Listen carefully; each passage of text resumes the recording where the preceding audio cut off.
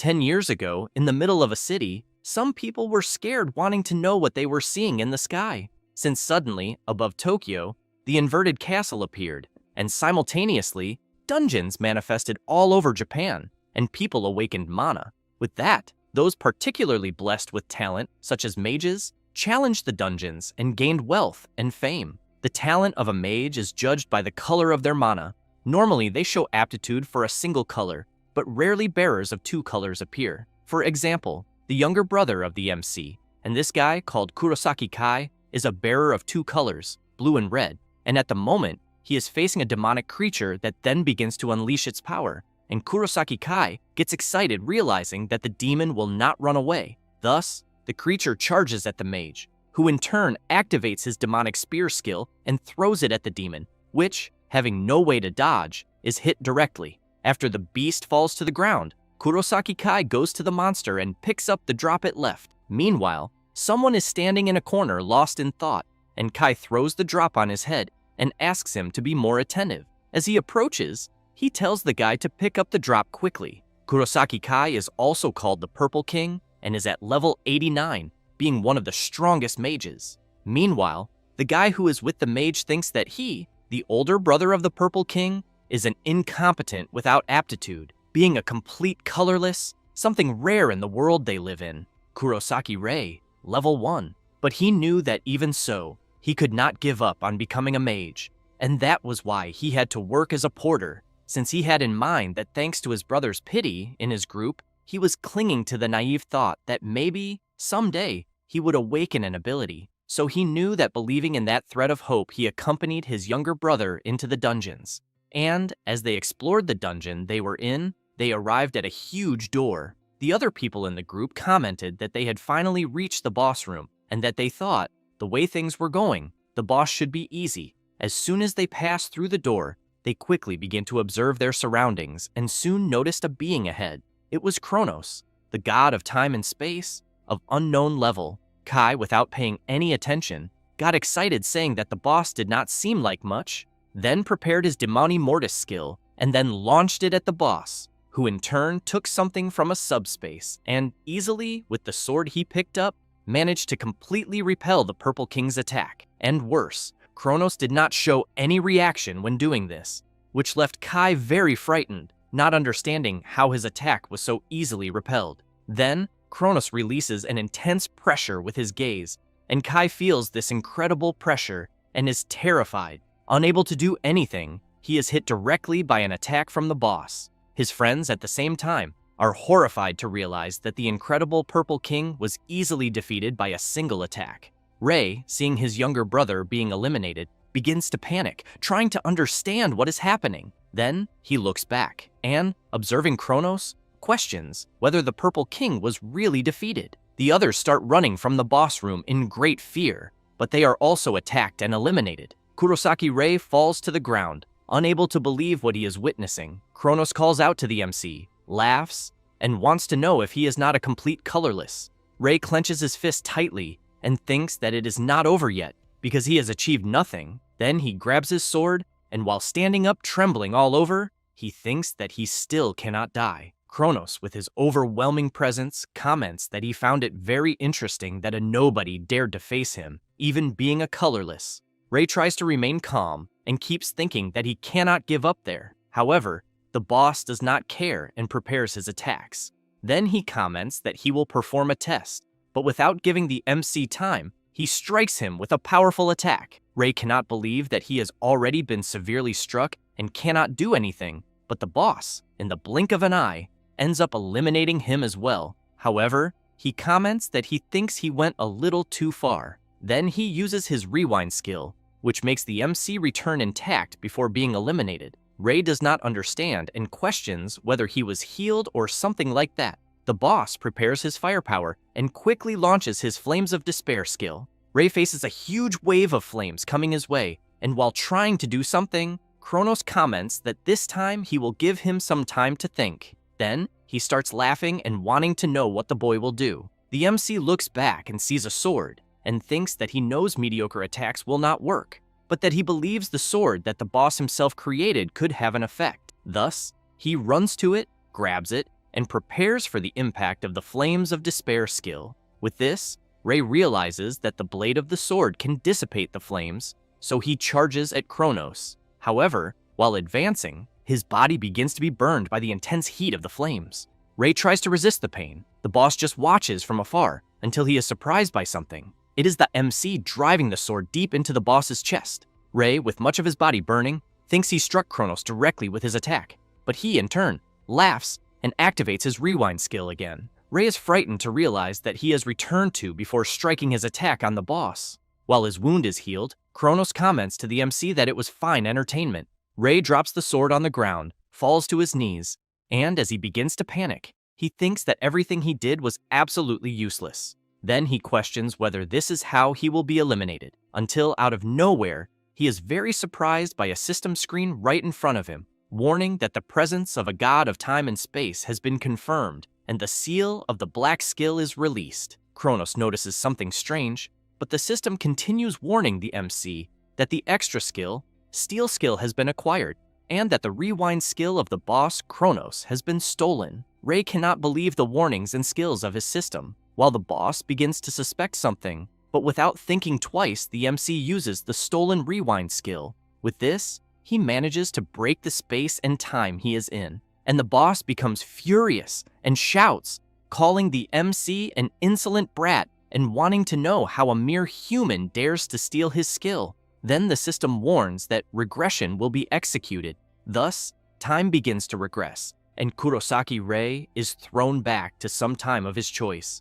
As soon as he awakens in a bed, he thinks that he desperately used the rewind skill, but questions what really happened. Then he sees his own reflection in the mirror and finds something strange, and as he approaches, he observes himself and, very surprised, questions whether it is his younger version. Then he wonders if it could have been a dream, until he looks outside through the window and, seeing the inverted castle in the sky, questions whether it is still white, since he knows that the previous night the inverted castle was dark, because he has in mind that the castle was completely white until 7 years ago, but was gradually stained by darkness, and that when it was completely dyed by darkness, the door of the inverted castle opened, and through the door was the god of time and space. Thus, Rei begins to understand. Then he remembers that in the fight with Kronos, he stole the rewind skill from him. Then, he takes his phone and as soon as he sees the date, concludes that it is as he had thought,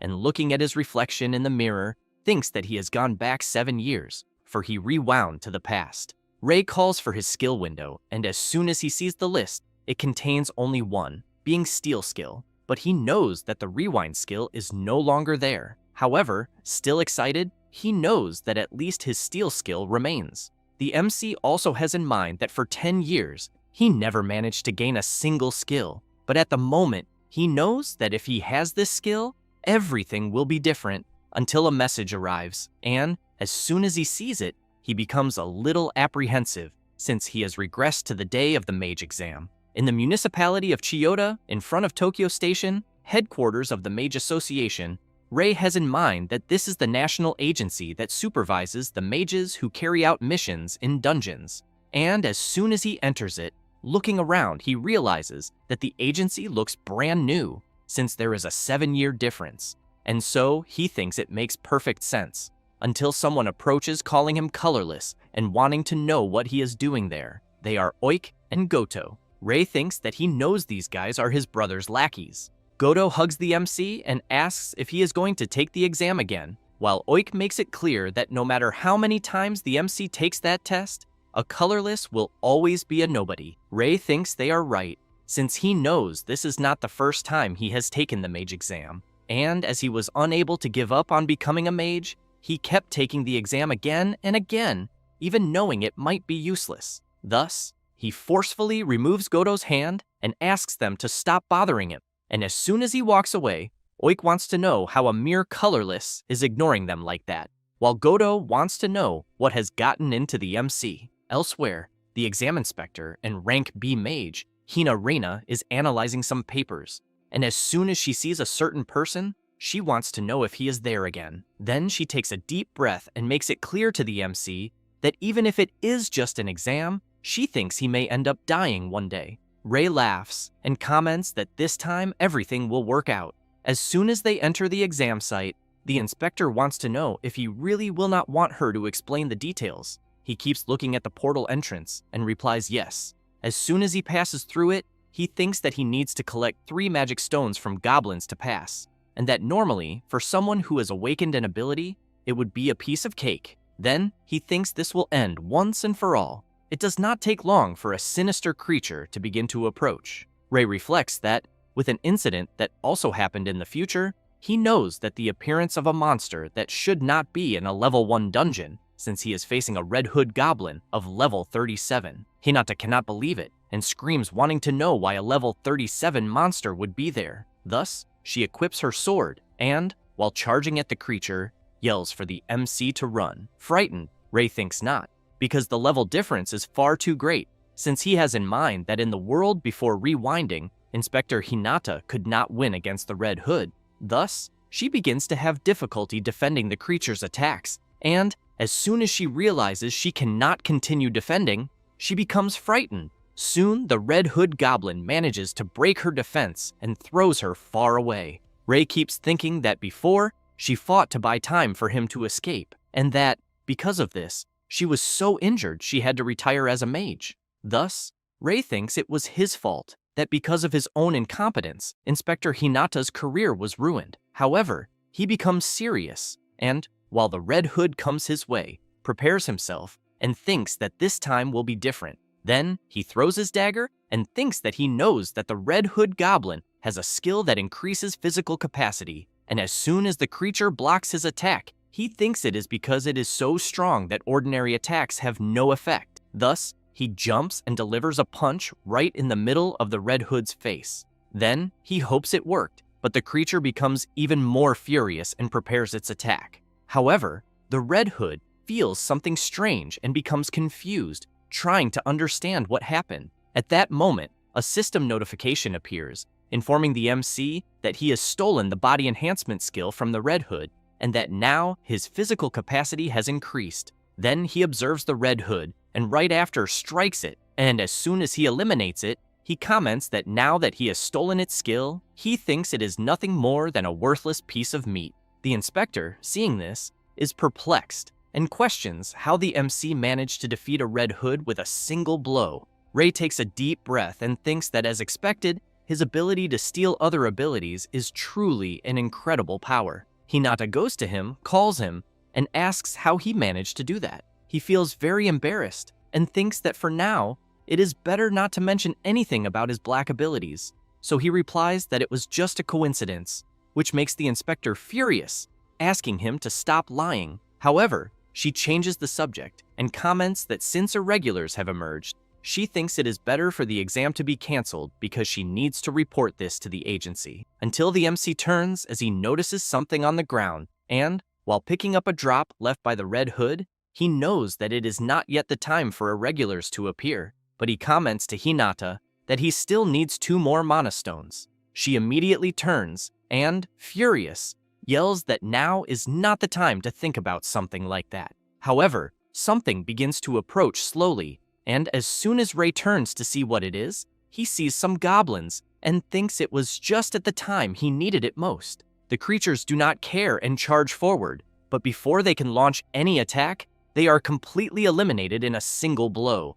Hinata is once again surprised. Ray picks up the dropped mana stones and asks the inspector if he can keep them. She does not know what to answer. Later, at the entrance of the main headquarters of the Mage Association, Inspector Hinata hands the mage license to the MC, and, as soon as he takes it in his hand, he keeps observing. Then he begins to think that it took a long time for this moment to arrive, since he knows he was not capable of giving up on his dream of becoming a mage. He also knows that he was just a porter for 10 long years, but now he thinks he has finally become a mage, until he hears Hinata asking him to see the details about exchanging the mana stones. Ray has in mind that mana stones drop from monsters, and that they are also a valuable source of energy that does not emit carbon dioxide, and that they can also be sold to the association. As soon as he observes the details, Ray thinks that since he defeated a rank A monster, he knows this would be a generous source of profit. However, upon realizing the value he is earning for defeating the Red Hood, he widens his eyes and shouts, wanting to know if he will really receive 3 million won. Hinata replies yes, because after all, he defeated a Red Hood. Ray, still in disbelief, comments that he had no idea that mages earned such a huge amount of money. The inspector laughs and makes it clear that if it is him, she thinks he will receive even more soon. While she keeps laughing, the MC remembers something and comments that he has a request to make. After going to a reserved place and before a portal, Ray raises his hand and sees that the place is indeed reserved for him. Then he thinks that until now, he could not even dream of entering a solo dungeon. Then he remembers the inspector hospitalized after facing the Red Hood before rewinding, and that now she is safe and sound. Thus, he is glad and thinks that now he can change the future. Until, out of nowhere, someone uses a mana hand skill and grabs the MC. Someone approaches wanting to know what Ray thinks he is doing there. They are Goto and Oik, who want to know how a colorless like the MC thinks he has the guts to face a solo dungeon,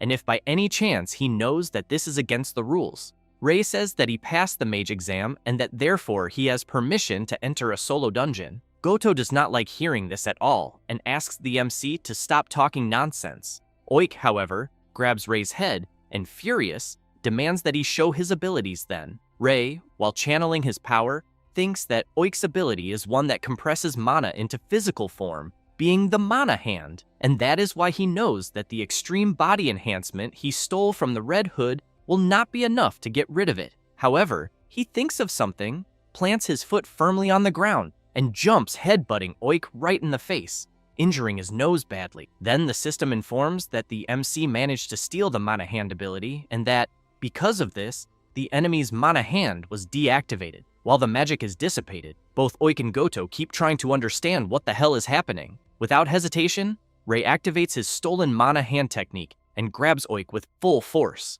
He begins to sweat cold and in disbelief asks the MC if he really awakened abilities. Goto takes advantage of Ray being occupied and charges forward, saying that he should not think of getting excited over so little, and as he approaches, he prepares his fireball. Ray activates his extreme body enhancement ability and completely dissipates Goto's fireball attack. He cannot believe that his attack was so easily dissipated. The MC takes advantage of the opening and charges with full force, landing a punch on Goto and throwing him hard against the wall. Oik is even more surprised to see that the MC also obtained body enhancement. Thus, the two keep watching Ray unleashing his incredible power and ask if he could really be a two-colored mage. The MC takes a deep breath and replies no, and, while channeling a new power into his hand, the system notifies that he has stolen Goto's fireball ability. With that, Ray, while holding his fireball, makes it clear to both of them that they forgot to mention one more ability.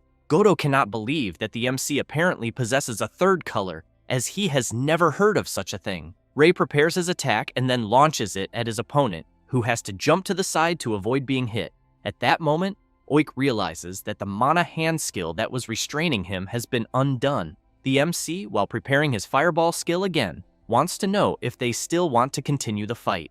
Oik and Goto look at each other for a brief moment and then run away, screaming and begging the MC to forgive them. Ray breathes a sigh of relief and thinks that if his brother finds out about this, it will not end well, as he has always been treated like his brother's little dog. Then he thinks that if Kai discovers that he awakened a skill, he will surely come after him, especially since his brother has already reached level 50, making him one of the strongest of the modern era. However, he also knows that Kai is not the only one he needs to be careful with, as soon a certain dungeon will be unlocked. Thus, he stands before the dungeon entrance and concludes that for now, he needs to raise his level by any means possible. And as he enters the portal, he thinks that he knows that level is the basis of strength, and that leveling up allows one to learn skills and increase mana capacity. However, he reflects that more important than that is the amount of mana one can control. Then, out of nowhere, an explosion happens right in front of him, and a level 38 flame mage appears. Ray, while preparing his fireball, knows he can barely control it. The flame mage prepares his skill, and the MC thinks that the difference in level makes a huge impact even when it comes to the same technique. Without giving Ray time to think of a strategy, the flame mage launches his fireballs. Ray also attacks, and some of the attacks collide, but others head toward him, so he jumps to avoid being hit, and as soon as he positions himself, he thinks that he cannot win in a head-on fight. But something comes to his mind, and then he jumps, and while going toward the Flame Mage, he thinks that no matter how high his level is, there is one thing that never changes, which is that after someone uses a skill, there will always be an opening. Therefore, he uses body reinforcement and thinks that he will only have 2 seconds, since his opponent will be defenseless. With that, he delivers a powerful punch right in the Flame Mage's face and sends him flying far away. The system notifies the MC that he has successfully stolen the Fireball skill. As soon as the Flame Mage hits the ground, he quickly stands up and tries to prepare his skill again, but becomes confused when he realizes he cannot use it. Ray, while preparing his skill, thinks that he knows that once he steals an opponent's skill, they cannot use it for a brief moment and become less intimidating. Thus, without wasting time, he unleashes his new Fireball skill on the creature, and it is engulfed in a powerful wave of flames. Ray looks to the side and sees more notifications from his system, informing him that he has leveled up 4 times. He then concludes that defeating monsters at a higher level than his own grants more experience, but normally defeating stronger monsters is a difficult task. With skill stealing, he believes everything will become easier. Then the system notifies him that the MC has advanced to level 12. Ray clenches his fist tightly and, looking at a passage, thinks that for now he will focus on reaching level 30. Thus, he begins battling monsters, going from one to another and always leveling up until he pauses for a moment and thinks that he has managed to level up at an incredible speed. However, he is still at level 27. Then he thinks that this was already expected, as leveling up gradually becomes more difficult, and if he wants to reach level 30, he knows he must defeat higher level monsters. After some time walking through the dungeon, Ray reaches the deepest part and stands before the boss room entrance. With that, he thinks that the boss in front of him is the perfect opponent for this. As soon as he opens the door and enters, he sees the boss waiting for him. It is the level 45 skeleton demon along with its level 30 imps. Ray gets ready for battle and thinks that all the monsters are higher level and that if he steals their techniques, he might have a chance to win. Not wanting to waste time, he immediately charges at the boss, jumps, and prepares his punch with body reinforcement. But as soon as he strikes, the boss blocks the attack with a barrier. Ray is very surprised and quickly jumps back. Then he thinks that this was already expected because it will not be easy to get close to the boss, since he knows that mana barrier is in the way and that using skill stealing will be useless. However, the skeleton demon becomes furious, lets out a piercing roar, and with incredible speed gets very close to the MC, who in turn has to dodge at the last moment from the creature's attack. He then thinks that he will have no choice but to use what he is thinking. Ray notices that the imps are coming at him as well, so he jumps and delivers a punch to one of them. With that, he activates skill stealing and steals Ice Stake. Ray prepares his fireball and launches it at another imp, and as soon as he sees another coming his way, he prepares the Ice Stake and throws it, completely impaling the imp. Ray lands back on the ground, but the skeleton demon uses his skill and summons more imps. Ray thinks that the boss will summon these creatures whenever he wants, and, while seeing one of them coming toward him, thinks that normally this would be quite problematic. But he knows it will be very convenient, so he confidently charges forward and eliminates the imp. With that, the system notifies him that he leveled up to 28. Ray has in mind that if the boss keeps doing this, he will have an infinite source of experience, until he notices another notification from his system, informing him that the MC's mana mastery has reached the required point, and because of this, the synthesis skill has been unlocked. At this moment, the skeleton demon loses his composure and starts screaming loudly. Ray prepares his Ice Stake again along with his fireball, and then activates his synthesis skill and begins to fuse the two skills. Then he jumps and goes all out at the boss while using the Fire Spear skill. The skeleton demon uses the mana barrier, resulting in a powerful clash between the two skills. But the boss's mana barrier begins to crack, and soon after the MC manages to break it. He then uses his body enhancement skill and delivers a powerful punch right to the skeleton demon's face. While the boss is dazed from the blow, Ray thinks that the enhancements protecting the boss are gone, and without thinking twice delivers his Fire Spear strike, completely burning the boss, who then drops a mana stone, and the system notifies that the MC leveled up several times, reaching level 33. Ray breathes a sigh of relief and thinks about his synthesis skill, which is an advanced technique that combines skills to create even stronger ones, and that it becomes usable around level 30. Thus, after picking up the drop left by the boss, he sits on the ground and thinks that he had his doubts about whether he could defeat his opponent, so he feels very relieved thinking that in the end everything worked out, until he is surprised to see a system notification informing him that the required level was reached and that the limit of skills acquired through skill stealing increased, and now the available skill slots have increased to 5. Ray is happy thinking that now things will become even more convenient. After some time, as soon as he leaves the dungeon and returns to the agency entrance, he hands in the mana stone he obtained. Hinata is very impressed and shouts, wanting to know if the MC really managed to defeat the skeleton demon alone, and is even more surprised to learn that Ray is already at level 33 in just one day. He becomes embarrassed and comments that he thinks it was just a matter of luck. Hinata becomes a little suspicious and comments that leveling past 30 in a single day, that so-called luck he is talking about, is a little beyond the existential plane they live in. Ray just gives an awkward laugh. The inspector also emphasizes that with his current level, he can become a rank B mage without delay, until Kurosaki Kai arrives and is surprised to see his brother there. Then, arrogantly, he wants to know if his brother is really a rank B, because he does not think a mere little dog could achieve such a feat. Ray does not like hearing this from his brother at all. Then Kai tells the inspector that Ray is not capable of using a single skill since he is a complete colorless. Therefore, he wants to know if she is really saying that his brother is now a rank B. Hinata replies no, but says that Ray was able to defeat a Red Hood and the skeleton demon alone. Kai does not like hearing this very much, and soon gives his brother a nasty look. With a sinister gaze, he wants to know if it is really true. Then he prepares his powerful punch, and an explosion happens at the agency entrance, leaving the people around very frightened. Kai's punch was blocked by his brother's mana barrier, who in turn laughs and tells him he needs to be more careful. Hinata shouts to get Kai's attention and tells him to stop causing trouble. He, in turn, tells Ray that it seems real that he has awakened his skills. The MC replies that yes, and Kai makes it clear that just because he has a skill does not mean his brother can get all excited. Then Kai begins channeling his power and emphasizes that he will see for himself if his brother is really capable. Hinata becomes worried and shouts, wanting to know if Mr. Kurosaki is really planning a fight there.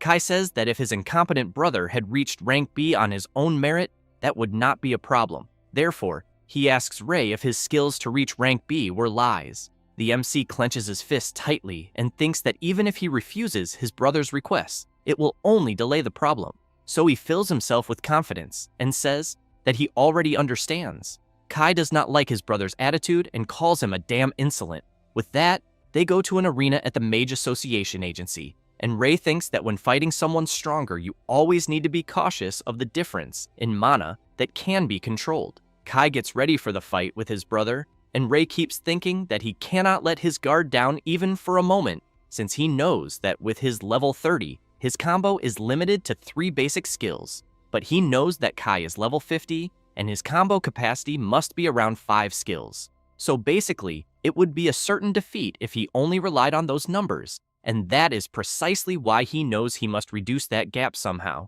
Therefore, he decides to deliver the first strike with his ice stake. Kai wastes no time and prepares his fireballs, and both launch their skills, which collide, and an explosion happens right in the middle of the arena. Kai waits for the dust to settle, but ends up very surprised since he sees his brother coming at him with the body enhancement skill. Then he comments that judging by the yellow color enhancement skill, his brother can only be a 2-color wielder. Ray figures that after his brother's 4th skill, he must have enough mana left for only 1 more, so he prepares his skill synthesis, creates the fire spear, and charges at Kai, who in turn observes his brother's skill and comments about a skill that combines the blue and red colors, and that in the end, Ray might be a 3-color mage. However, he gives a sinister smile and launches his fireball skill at his brother, slamming him hard into the ground. Ray is frightened and questions how his synthesized fire spear of 2 skills lost to a basic skill. Kai, seeing his brother able to use 3-color skills, comments that now he understands why his brother was so excited, but makes it clear that he is on a very different level compared to him. Then he prepares his fireball again and shouts, telling Ray to start dancing. Therefore, he launches several fireballs at him, who in turn has to run to the side to avoid being hit by the fireballs. But while running, he prepares his fire spear again and throws it. Kai prepares his fireball and launches it against his brother's skill. His fireball manages to neutralize Ray's and goes straight at him. The MC is forced to quickly use his mana barrier, but Kai's fireball is stronger and manages to break the barrier, throwing Ray hard to the ground. Kai just laughs, seeing that his brother is having difficulties, while Ray starts to get nervous, until Kai makes a sign with his finger asking his brother to bow his head, as that way he could forgive what he did. Then he shouts, ordering Ray to ask to be forgiven for being so showy. The MC, sweating cold, thinks that he cannot defeat his brother with his skills and limited mana capacity, and remembering how it was before, thinks that it is better to give up and questions if he will really continue living his life as his brother's dog, until he stands up and, full of confidence, shouts, saying that he will not do it. Kai says he understands, and that it seems his brother wants to learn the hard way, and that because of that, he thinks he has no choice. Therefore, he uses Overclock on his fireball skill, which makes the user consume a large amount of mana to temporarily double his mana control capacity. With that, he creates several fireballs simultaneously and makes it clear to his brother that this is the power of a king, being a combo of 10 attacks.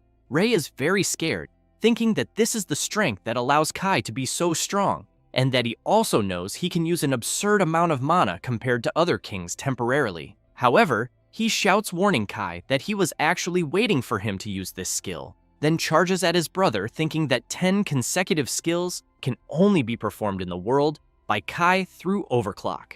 As he gets closer, he jumps high and Kai laughs, calls Ray an idiot, and asks if he thinks he can dodge in midair. Then he launches his fireballs, but Ray activates his mana hand technique and throws it, embedding it into the ground. Kai cannot believe that his brother used another skill, while the MC thinks that even if they are 10 consecutive attacks, it will be worthless if he can dodge, but that still his brother is limited by cooldown even if he is a king. Thus, he takes advantage of his mana hand being stuck in the ground and pulls himself to Kai's back. With that, he quickly turns around, plants his foot firmly on the ground, and, while landing a punch right in the middle of his brother's face, thinks that in that moment, he knows Kai is completely defenseless. Because of the punch he took, Kai is thrown hard to the ground. With that, the system notifies that the MC stole the Overclock skill. Ray thinks that now that he stole his brother's strongest skill, there is nowhere for him to run. Kai tries to stand up and shout, calling his brother an idiot. Ray is a little surprised and questions if he will really continue fighting. Kai becomes enraged with his brother and makes it clear that he will eliminate him, then creates his ice stake, combines it with the flames of the fireball, and creates his demonic spear skill. Ray cannot believe it, thinking that it is the strongest purple skill, and questions if his brother has already learned such a technique at this point. But he knows he has no time to think about it since a powerful attack is coming his way. So he jumps to the side at the last second, but Kai does not care and prepares 2 more demonic spears. Ray, seeing this, thinks that he landed a hit because his brother underestimated him, but as soon as the Purple King gets serious, he knows that his brother becomes something beyond his reach. Thus, he has to quickly jump back to avoid being brutally hit by the demonic spear skill, but he does not realize that he has reached the edge of the arena and is cornered against the wall. Kai makes it clear to his brother that he has not reached his limit yet, and asks if Ray knew that. The MC, seeing himself without an escape, uses his fire spear skill, just as Kai throws his demonic spear. And as the attacks collide, a huge explosion happens, but due to the strong impact of the skill explosion, Ray is thrown hard against the wall that was behind him. The MC tries to stay on his feet, but Kai says that this is why he is called the Purple King, proof that he is the strongest. Ray breathes heavily and thinks that his brother is right, since he knows that the demonic spear is one of the strongest. Kai asks his brother not to be so boastful just because he can use several skills. Hearing this gives the MC an idea, who, looking at his hand, knows that at the moment he does not compare to his brother, but he clenches his fist tightly and questions himself about finding the potential of purple skills. Then he keeps watching Kai from afar and thinks that until now, he was limited to synthesizing only 2 colors of skills because of his mana capacity. With that, he decides to test something and activates Overclock, the skill stolen from his brother. Kai cannot believe it, seeing Ray using his technique and questions if this is really possible. The MC, while seeing a system screen appear in front of him, thinks that now his mana capacity has doubled. The system notifies that the MC's mana capacity has been increased due to the activation effect of overclock, and the black synthesis skill has been unlocked. Ray becomes excited to know that he unlocked a new skill at the moment he needed it most. Kai, while preparing his fireball, keeps watching his brother and wonders what he is planning. Ray keeps watching the power flow into his hand, as he has in mind that this is the three-color synthesis that no one has ever achieved before. Thus, he begins to merge the red skill with the blue, and finally the yellow skill, forming a new dark power, the Abyssal Flame. Kai cannot believe he is seeing a black mana power. Ray thinks that the basic mana colors are blue, red, and yellow, and that he always heard from people that he was not suited for any of these three colors, but he knows that was not the case since he already consumed this mana. Then he knows he is a black mage. Kai becomes worried, and while launching, his skill asks his brother to stay away, but Ray does not care and goes against the skill until he realizes the right moment to make a move and completely dissipates his brother's attack with his skill. And, while charging at Kai, he keeps shouting that it is impossible. Ray keeps advancing, and Kai becomes even more worried and creates his skill again. But before he could throw it, Ray is very close, prepares his Abyssal Flame attack, and as soon as both skills collide, Kai cannot believe his skill was useless, and an explosion happens. Ray waits for the dust to settle, and as soon as it clears, he sees his brother fallen on the ground. Very exhausted, he falls to his knees and thinks that he finally managed to defeat him until he sees a system notification informing him that the Abyssal Flame skill was obtained through black synthesis. Ray keeps thinking about its tremendous power until Inspector Hinata opens the arena room door and immediately wants to know if Ray is okay. A little embarrassed, he replies yes, but very surprised she wants to know what skill he just used. Ray thinks that it was already expected that he could no longer hide his situation, so he extends his hand, and as he channels his new power, he comments that he thinks it seems to be a black skill. Hinata is very surprised and then says that she thinks that if it is true, it could be the first in the world. Ray wants to know if he will be obliged to report to the association about the black skill, as he wanted, if possible, to keep this power a secret. Hinata becomes confused with Ray's request, but emphasizes that this would be the same as losing a great opportunity. Ray also does not understand and asks her to be clearer. Hinata says that the strongest mage of each color receives the title of king, but that, in short, since the MC is the only black mage in the world, he would be considered the Black King. Ray keeps thinking about it, but ends up saying that for now, he thinks he is not interested in that, and thinks that it is not as if his level would suddenly rise just by becoming king, until he looks to the side, and seeing his brother defeated on the ground, wants to know if he will be okay. Hinata says that he is a king, and therefore will recover soon, even with all the injuries. But she makes it clear that even so, she will take him to the medical wing, until both their phones receive a message, and Ray cannot believe what he is seeing, as it is an alert of a dungeon that appeared at the west entrance of Ikebukuro Park, and the recommended level is 70. Hinata cannot believe it either, but Ray knows the time has come because he has in mind that it is the Ikebukuro dungeon, and its recommended level is 70, and that even though most kings are around level 50, in the first week they realized how weak they were, and as a result, the Ikebukuro dungeon was abandoned. However, this was the starting point of a tragedy since the dungeon break occurred. Ray knows that at that time something like that was still unknown, and that if a dungeon is not conquered within a certain time, the monsters will come out of the portal. With that, the Ikebukuro dungeon was the first recorded break, and because of that, the city of Tokyo became filled with monsters. Many people lost their lives. Ray knows he cannot allow that tragedy to repeat, and that he needs to stop the dungeon collapse somehow. So he tells Hinata that he will conquer the Ikebukuro dungeon. She is very surprised and says that even if it is him, it is still dangerous. Then she explains that only mages of at least rank A are allowed to enter a dungeon with a recommended level above 50. Ray thinks he is lucky because there is still some time before the dungeon collapses. So he wants to know if the next rank A exam is next week. Hinata, a little intrigued, replies that yes, Therefore, the MC says that he will reach rank A in time for the exam. Hinata is surprised and says that it makes sense, because with his skills, she thinks he would have no problem passing the exam. Rei wants to know if there will be any problem. Hinata explains that to take a promotion exam for rank A, it is necessary to clear a rank B dungeon in a group first, and that in other words, the MC will need to find a group in 1 week and clear a rank B dungeon. After that, some time passes, and the MC is devastated with no hope at all, since he completely forgot what Inspector Hinata had said about him having to form a group. And as soon as he clicks on the messages on his phone, he sees several people wanting to know why they would join him, a complete colorless. Then he thinks that apparently news about being colorless has already spread. He also knows that he has 1 week to explore an unexplored rank B dungeon, and that he thinks it will most likely be difficult to clear it alone. Therefore, he takes a deep breath and questions what he will do, until he hears someone calling another person. It is a woman with 2 more friends telling another person that she can bet she will make her work hard. The MC watches the 3 speaking rudely to the other and questions what is happening. The woman makes it clear that she allowed the other girl to join them since she heard she was a 2-color wielder,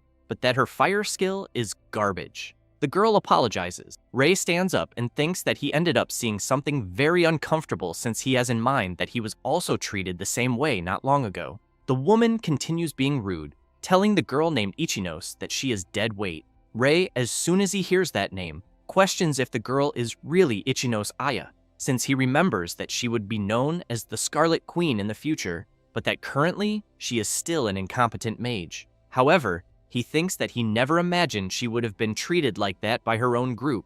Ichinos says that if she is kicked out of the group, she will not be able to cover her sister's medical expenses. So she shouts that she will do her best next time. The woman tells Ichinos to prove it during the raid they will have later. Otherwise, she will end up on the street. Ichinos replies that yes, and that she will do her best. Thus, they start to leave, and Rei keeps questioning if everything will be okay. After that, the MC is heading back to his house, and quite intrigued, he thinks that Ichinos will become the Scarlet Queen in a few years. But he knows that before reaching that point, it seems she went through several hardships because, as he remembers, she experienced an incident around this same time when she was seriously injured during a battle against a boss and fell into a coma for several years, until, while thinking about all this, he remembers one more thing and questions if probably that incident would not happen in the raid she was going to do with the others. He knows he is not sure about it, but it does not seem that she was normal. Thus, he concludes that it is better to hurry. After some time already inside the dungeon, Ichinos' group stands before the boss who drives his huge sword into the ground.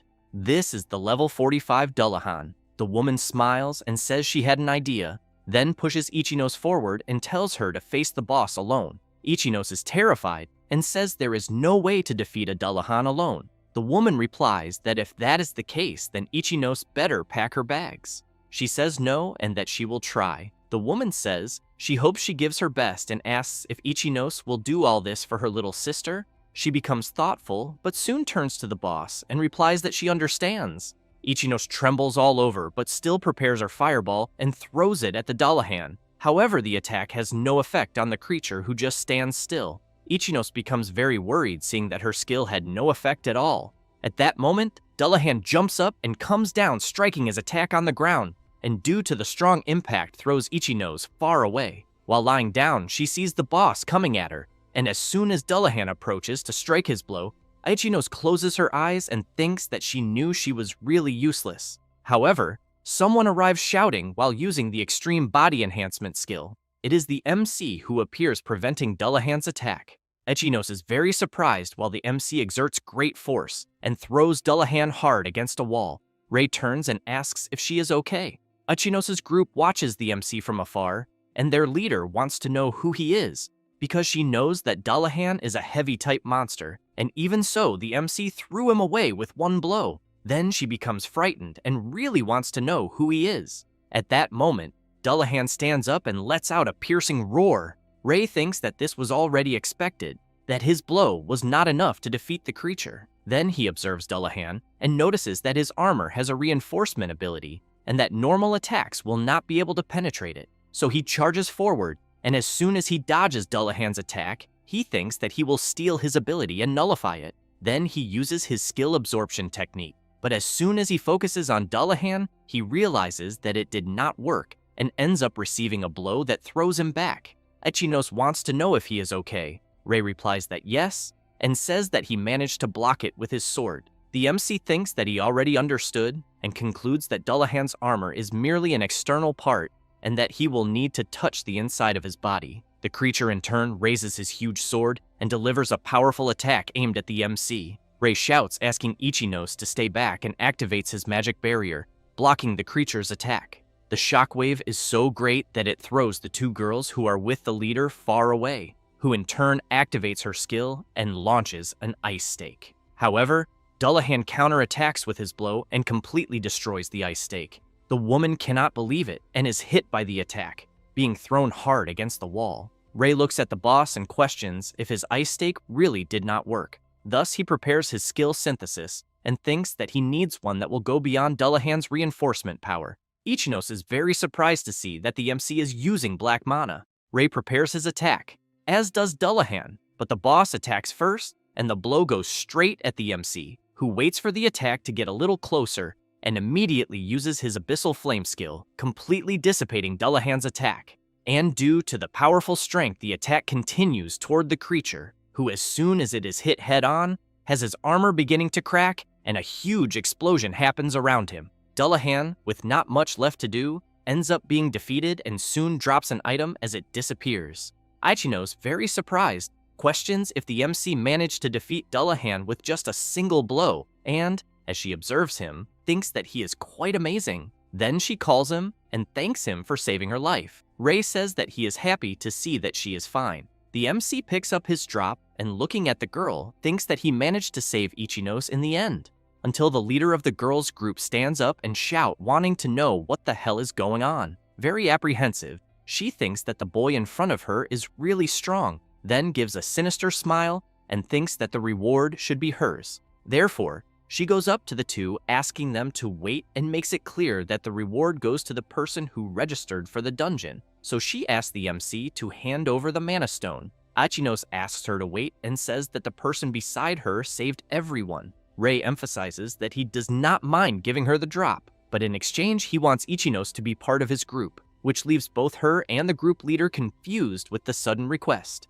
Ray smiles and, looking at Ichinos, stresses that he only wants that if she wants it. The group leader starts laughing and says that she was worried about what he was going to ask, then replies that she accepts his request. Then she puts her hand on Ichinos' shoulder and wants to know if she accepts the MC's request. She is a little hesitant, but replies that she is in his care from that moment on. The group leader quickly grabs the Mana Stone from the MC's hand and, while leaving, says that she never thought she would get so much money from dead weight. Ray does not like that at all, and since he knows who Ichinos will become, thinks that he can hardly wait to see the leader's face when that happens.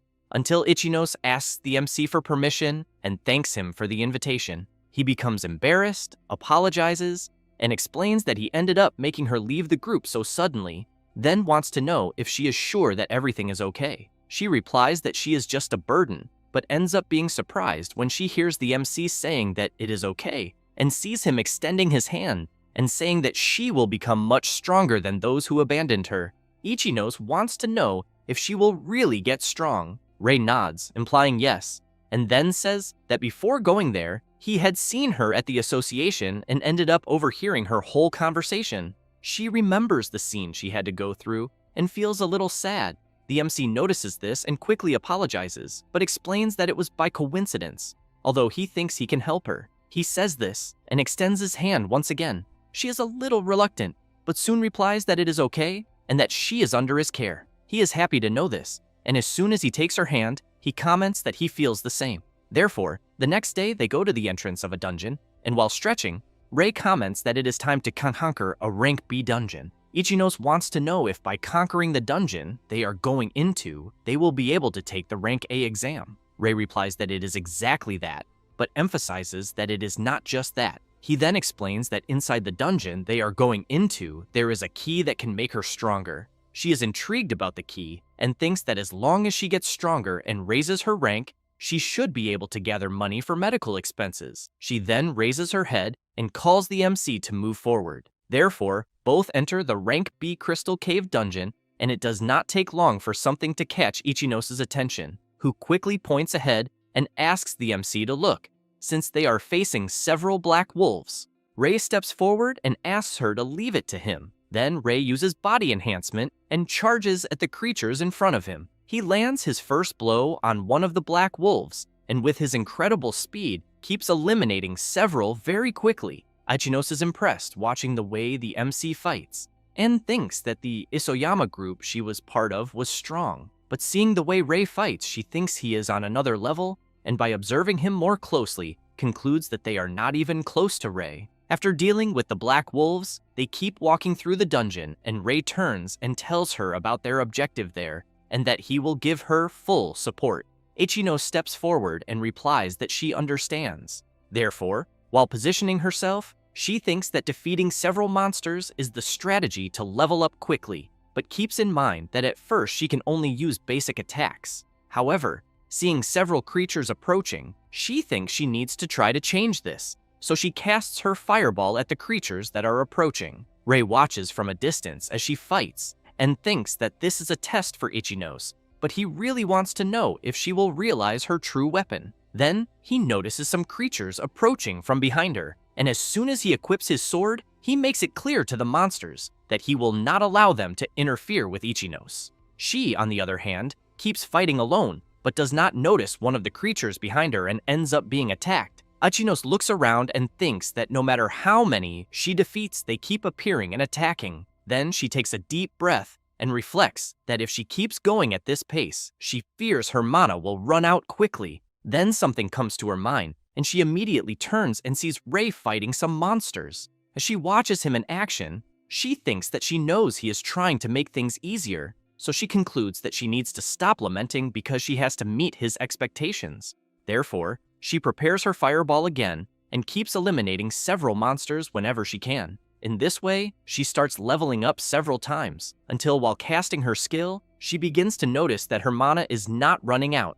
Rei notices this too and thinks that it was already expected since he had in mind that Ichinos was made for long battles, and that her greatest weapon is her amount of mana. At that moment, Ichinos notices a system notification and is very surprised at what it is since the system is notifying that the furnace has been unlocked. After that, it does not take long for them to reach the boss room of the Crystal Cave, and they come across the Great Level 52 Slime. Rei steps forward and charges at the creature, and while striking his attacks, he shouts, asking Ichinos to use the skill she just unlocked. Without hesitation, she uses the furnace and her body is enveloped by an intense flame. She is very surprised to notice this and questions if it really is her power. Then she clenches her fist tightly, and Rei, watching her, thinks that the furnace is a skill that increases the firepower of her abilities in exchange for a high mana cost. Because of that, he has in mind that it is something that suits Ichinos perfectly,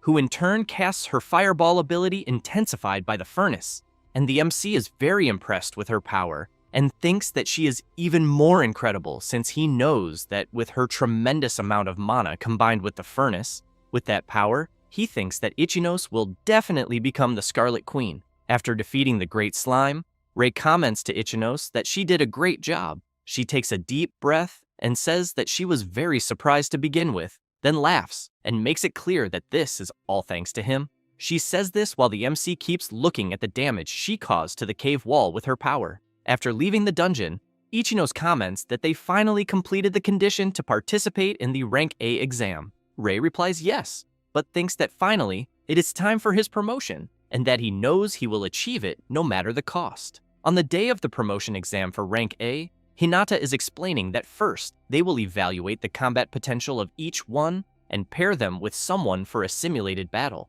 Rei thinks that he is finally at the promotion exam and knows that he needs to pass and become a Rank A mage. While walking through the agency, Rei comments to Ichinos that it is almost time for the exam. She comments that both will do their best. The MC emphasizes that first, it will be a test to evaluate the potential of each one until someone arrives saying that they never imagined that an incompetent like Ichinos would take the exam. She is startled to see who it is. It is Daemond. Isoyama and her group. Ichinos immediately wants to know what she wants, but the MC steps forward and makes it clear that his friend would never lose to someone who sends another person alone to the front line. Isoyama does not like that and comments that the MC can say whatever he wants, then turns and emphasizes that unlike having someone like Ichinos, her group has the best members. Therefore, she introduces Aono Yuri and makes it clear that she is someone that neither the MC nor Ichinos will ever be able to defeat. Rei is surprised and questions if it really is Aono Yuri, since he has in mind that he remembers hearing that name in his past life, and that there was an occasion where she completed a very difficult dungeon without even realizing it, and that after that, her name became known. While continuing to think that at the moment he believes her ability should still be around rank A, she quickly approaches, calls the MC, and comments that he seems to be an interesting person. Rei is a little surprised to hear this, and Ichinos notices and immediately wants to know if the MC is finding something strange. Aoonyo, as soon as she hears the name of the MC, is intrigued and wants to know if he is Kurosaki Kai's brother because she heard that the Purple King was defeated by someone. Then, she points her finger at the MC and asks if it was him who defeated the Purple King. While Rei thinks that she knows things, Ichinos cannot believe what she just heard and asks her friend if it is true. But Aono turns saying that she does not care about that, and emphasizes that it is not as if the MC would be able to defeat her. Therefore, she leaves saying that there is a rumor circulating about the Purple King, and that she thinks maybe he is not even a match in the end. Rei smiles and thinks that Aono is a very intriguing person. After that, already at the training field of the Mage Association Agency, a guy comments that they will evaluate the combat potential of each one using the artificial golem at his side. He then explains that the golem in question is coated with a special stone much stronger than common stones, and that therefore everyone should give their best without fear. That said, he calls Kurosaki Rei to be the first. As soon as the MC approaches, the golem immediately enters battle mode. Rei prepares his fireball, and some people around start laughing, wanting to know if the boy is really going to use fire magic against a golem. While charging at the golem, Rei has in mind that he knows very well that any ordinary fire magic would not be able to defeat such a thing, and as soon as he dodges the golem's attack, he prepares his skill synthesis and unleashes the fire lance that hits the golem right in the head and opens a tremendous hole in it, which soon after falls hard to the ground, and the examiner shouts saying that the golem's destruction has been confirmed. The people who were laughing cannot believe what they just saw, and question if what they saw was a two-colored attack. Aono says that the MC fused fire with blue mana to increase the power of fire magic. After that, Ichinos is at the mana evaluation, and the examiner asks Ichinos to put her hands on the crystal to assess her mana quantity. Isoyama comments that she should be ashamed of herself. Ichinos, after placing her hand on the device, releases an incredible amount of power throughout her body. Isoyama and the others are left open-mouthed, not believing what they are seeing. Then, Isoyama starts thinking that Ichinos must at least be cheating because she does not think Ichinos could have that tremendous amount of mana. It does not take long for the simulated battle test to begin, and the examiner announces that they will start, thus announcing that the first battle will be between Ichinos and Isoyama. While Ichinos takes a deep breath to focus on the battle, Isoyama is thinking that she will show everyone the fraud that Ichinos is. As soon as the instructor shouts asking them to start, Isoyama wastes no time and casts her Ice Stake magic. Ichinos waits for the attack to get a little closer, and as soon as she prepares her fireball, she throws it towards the ice stakes, and the skills collide, and a huge explosion happens, completely shattering the ice stakes. Isoyama is shocked and comments that she never expected Ichinos to have a skill with such firepower, then wants to know what the hell is going on. However, Ichinos does not want to afford to prolong things and prepares her fireball, which makes Isoyama very scared. Then Ichinos casts her skill, but Isoyama uses her magic barrier blocking the attacks, and shouts asking Ichinos not to underestimate her. While she keeps blocking the attacks, Isoyama thinks that Ichinos really is an idiot because her attack is too simple, and she thinks she will just wait for her to finish and then counterattack. However, the attacks keep coming without stopping, and Isoyama finds it strange and questions why Ichinos has not stopped attacking yet. Rei, watching his friend fight, has in mind that once Ichinos, with her massive amount of mana, starts an attack, he knows that it is not a simple magic barrier that will stop her. Therefore, Ichinos intensifies her attacks more and more, and Isoyama's magic barrier starts to suffer several cracks, and it does not take long for the barrier to be completely broken, forcing Isoyama to run so as not to be brutally hit. However, due to the impact of the explosion, some debris ends up hitting Isoyama's head hard, knocking her out. With that, the instructor shouts, announcing that the winner is Ichinos. She, in turn, is very happy to know that she actually managed to defeat Isoyama in the end. Rei goes to her and congratulates her for the great job, highlighting that it was a beautiful battle. Ichinos, all excited, comments that this is too good to be true, and while wishing him good luck, someone approaches. Rei thanks her and sees who the person he will battle is. With that, the instructor shouts, asking Kurosaki Rei and Aono Yuri to get ready. The MC comments that in the end, his simulated battle opponent will be her, because he thinks it will be very interesting. Aono points her finger at the MC and asks if there is any reason for him to be taking the exam, because she feels as if he is more prepared for this than the other participants. Hence, the reason for her question. Rei says that he has something he needs to do more than anything, so he gets serious and makes it clear that is why he cannot lose there. Aono becomes thoughtful, but soon smiles, and releasing her power, says that she is very strong and asks if the MC knew. Rei grabs his sword and replies that he knows very well, but still wants to win.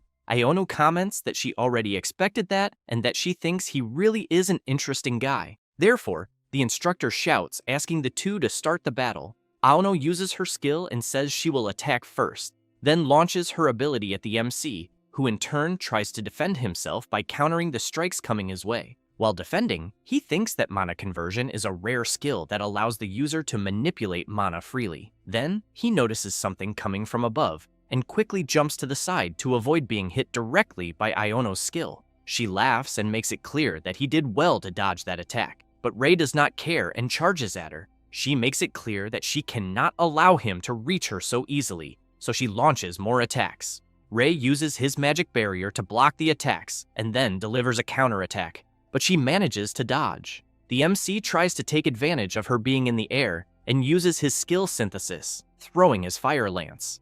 Aono creates a shield with her mana conversion and blocks the MC's skill. As soon as she lands, she comments that it was close. Rei has in mind that her defense is flawless and that she is someone strong, just as expected. Ichinose, at this moment, is very apprehensive watching her friend's fierce fight. Then Aono prepares another skill and while launching it, wants to know what the MC thinks.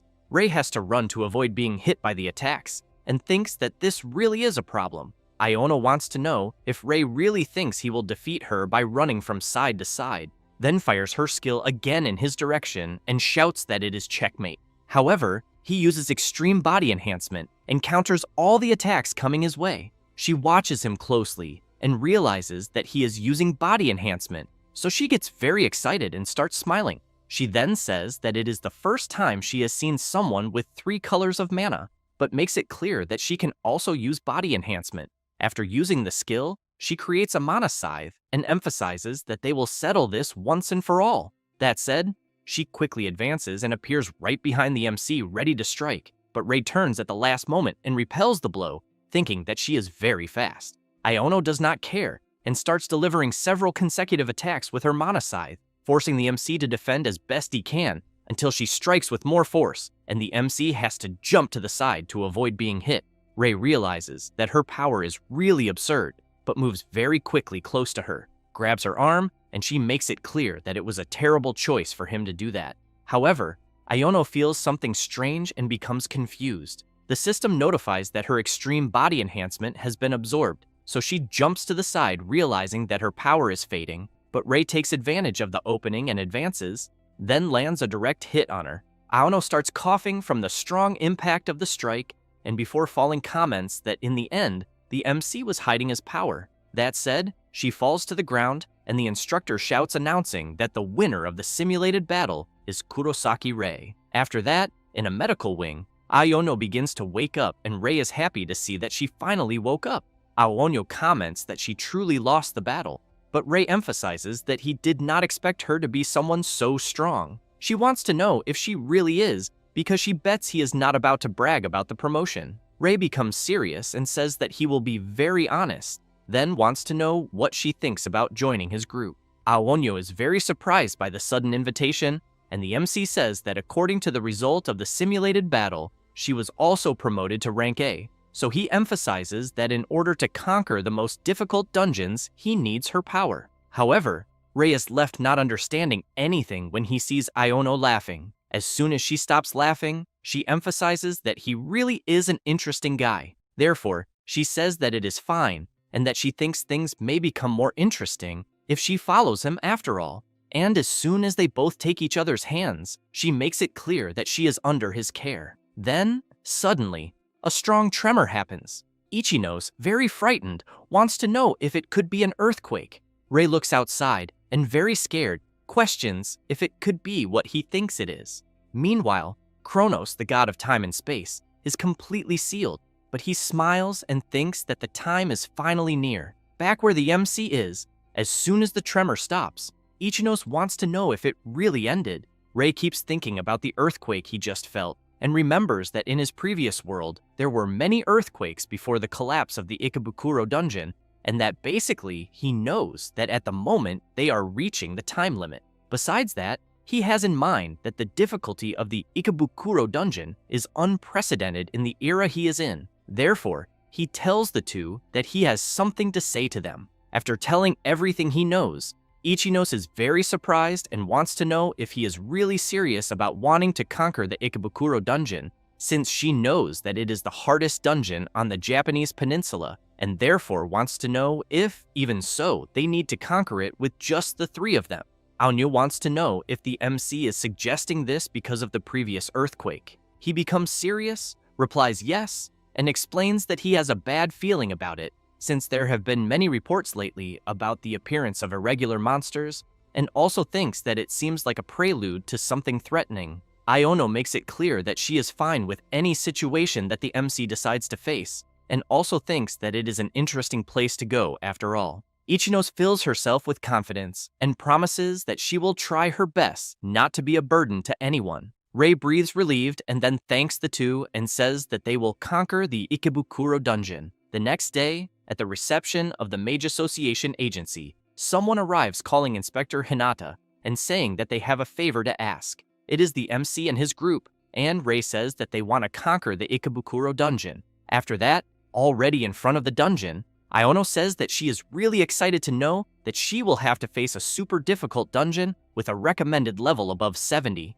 Ichino suggests that if possible, it would be better if they could work together with other mages. Rei says that this cannot be done since they do not have any rank A mage who can be dispatched immediately. Then he emphasizes that it would be nice if someone named Oikawa were there. The MC has in mind that before his regression, Oikawa was known as the highest ranked in Japan, and that he thinks this person should be a great help at such a moment, since he has in mind that if the dungeon collapse happens again, the god of space and time, Kronos, will appear, and precisely because of that, he needs to prevent such an event. Therefore, he calls the two to go right away, but Iono raises her hand and says that before that she has a favor to ask.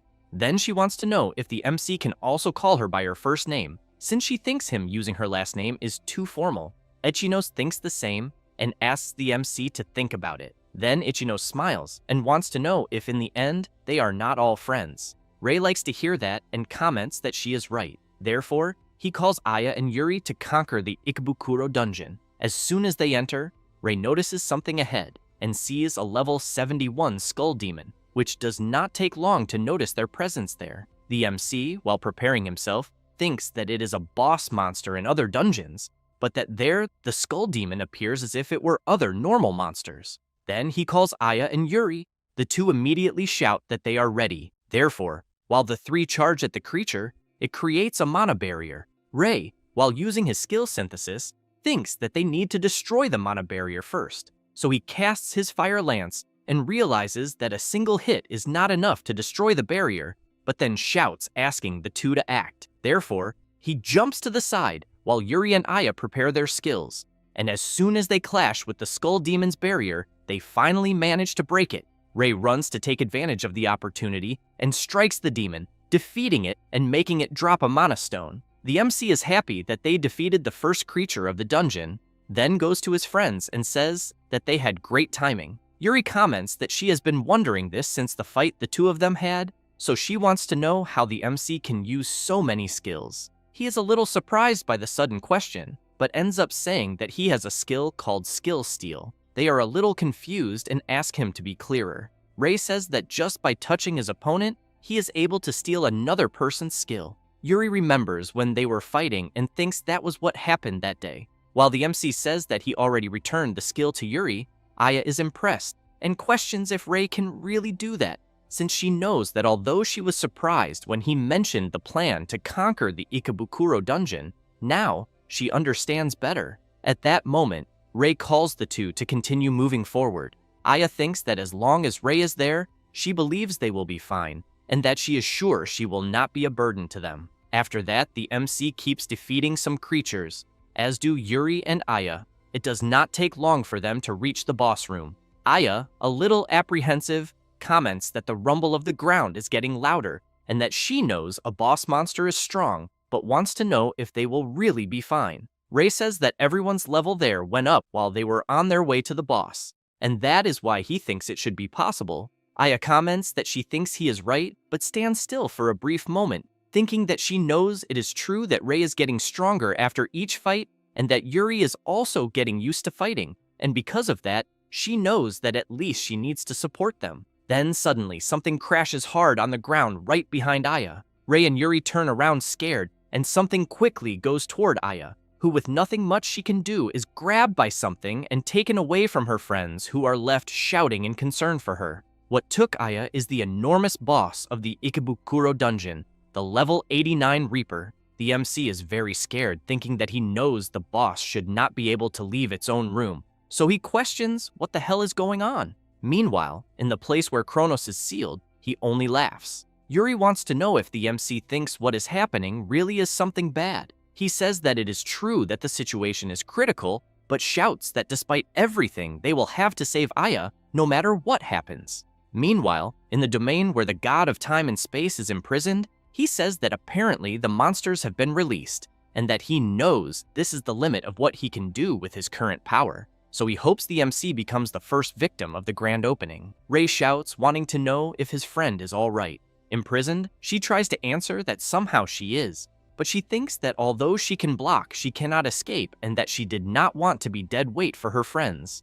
Ray notices that she managed to conjure a mana barrier around herself, but thinks that even for Aya, who has a great amount of mana, there is a limit, and by observing her from afar, he knows that he needs to use his abyssal flame, but thinks that Aya might get caught in the crossfire, and because of that, he has to find a way to save her. Therefore, the MC makes it clear to Yuri that he will try to draw the boss's tentacles' attention, and that she should try to save Aya in the meantime. She replies that it is fine, and emphasizes that it is not as if she had another choice. That said, the two charge at the boss, who quickly tries to strike the MC, but he manages to dodge at the last moment.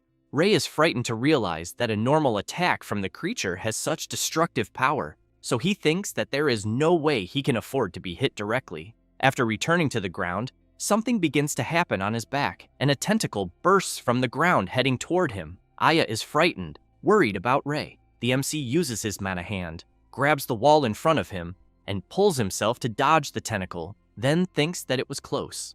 At that moment, Yuri comments that this amount of distraction is quite enough, so she jumps near where Aya is and strikes one of the tentacles trying to imprison Aya with her mana scythe. However, both the MC and Yuri are surprised by something since the boss is using a strengthening skill on one of the tentacles. With that, Yuri is forced to retreat, and as soon as the MC goes to her, he wants to know if Yuri is okay. She replies yes, but while the two face the boss, she wants to know if Ray does not think something is strange. He agrees with her and thinks that monsters with tentacles normally have low defense. However, he has never heard of one having a strengthening skill, and besides that, the creature also left its own room, and therefore he really thinks something is strange. Meanwhile, the god of time from where he is continues just observing. At that moment, the MC notices the boss preparing its next attack, and comments that unfortunately, they do not even have time to think. Then, both Ray and Yuri have to defend themselves as best they can from the boss's tentacle attacks. Aya watches this, and thinks that it is all her fault, since she knows she always relied on Ray and that he made her battle easier. Then, she hits her barrier and thinks that she needs to do something to help them, until Yuri tries to apply more force in her attacks and ends up losing her mana scythe and comments that she thinks things are getting really complicated. Rei starts to get worried, thinking that both of their mana is almost exhausted since they are fighting all the time. And looking at Aya, he thinks that if everyone's mana were in perfect condition, things would be different until he gets an idea. Then he shouts, asking Aya to use her mana fusion on them. She is a little confused, and Yuri wants to know if that skill is not useless because it consumes a large amount of mana while they keep defending themselves from the boss's attacks. Rei has in mind that he knows it is true that mana fusion was considered useless in his previous life, but that thanks to a certain mage, the value was reversed, and the one who proved it was Aya herself.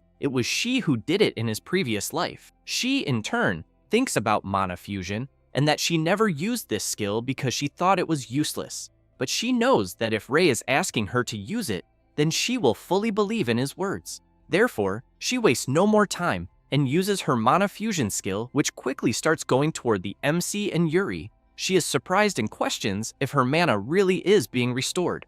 Rei becomes excited, thinking that he knows mana fusion has an effect that shares the user's mana, being a skill that only a mage with a large amount of mana can master. But he also knows something else. Aya is impressed to know that she can share her mana with her friends, but seeing them only defending against the attacks, she knows it is still not enough, so she concludes that it must be because she is still using her barrier. Therefore, after realizing this, she quickly dispels her barrier, which draws the attention of her friends. Rei is very frightened, wanting to know why Aya dispelled the mana barrier. Then she is immediately grabbed by the boss's tentacles, but while still trying to resist, she uses her furnace skill, which quickly amplifies the powers of her mana fusion skill on her friends. Rei shouts, worried about his friend, but Aya, almost without strength, says that she will leave the rest to them, and as soon as she is completely wrapped by the boss's tentacles, Rei becomes serious, calls Yuri, and without saying another word, both charge with everything at the creature. Yuri has in mind that Aya showed such dedication, and that is why she will have to do the same, while the MC thanks his friend for granting them more strength. Therefore, the two go straight to where Aya is being held by the tentacles, and with both of their powers replenished, they easily cut through the boss's tentacles as if they were nothing. With that, Rei shouts that now they can simply forge the path they want.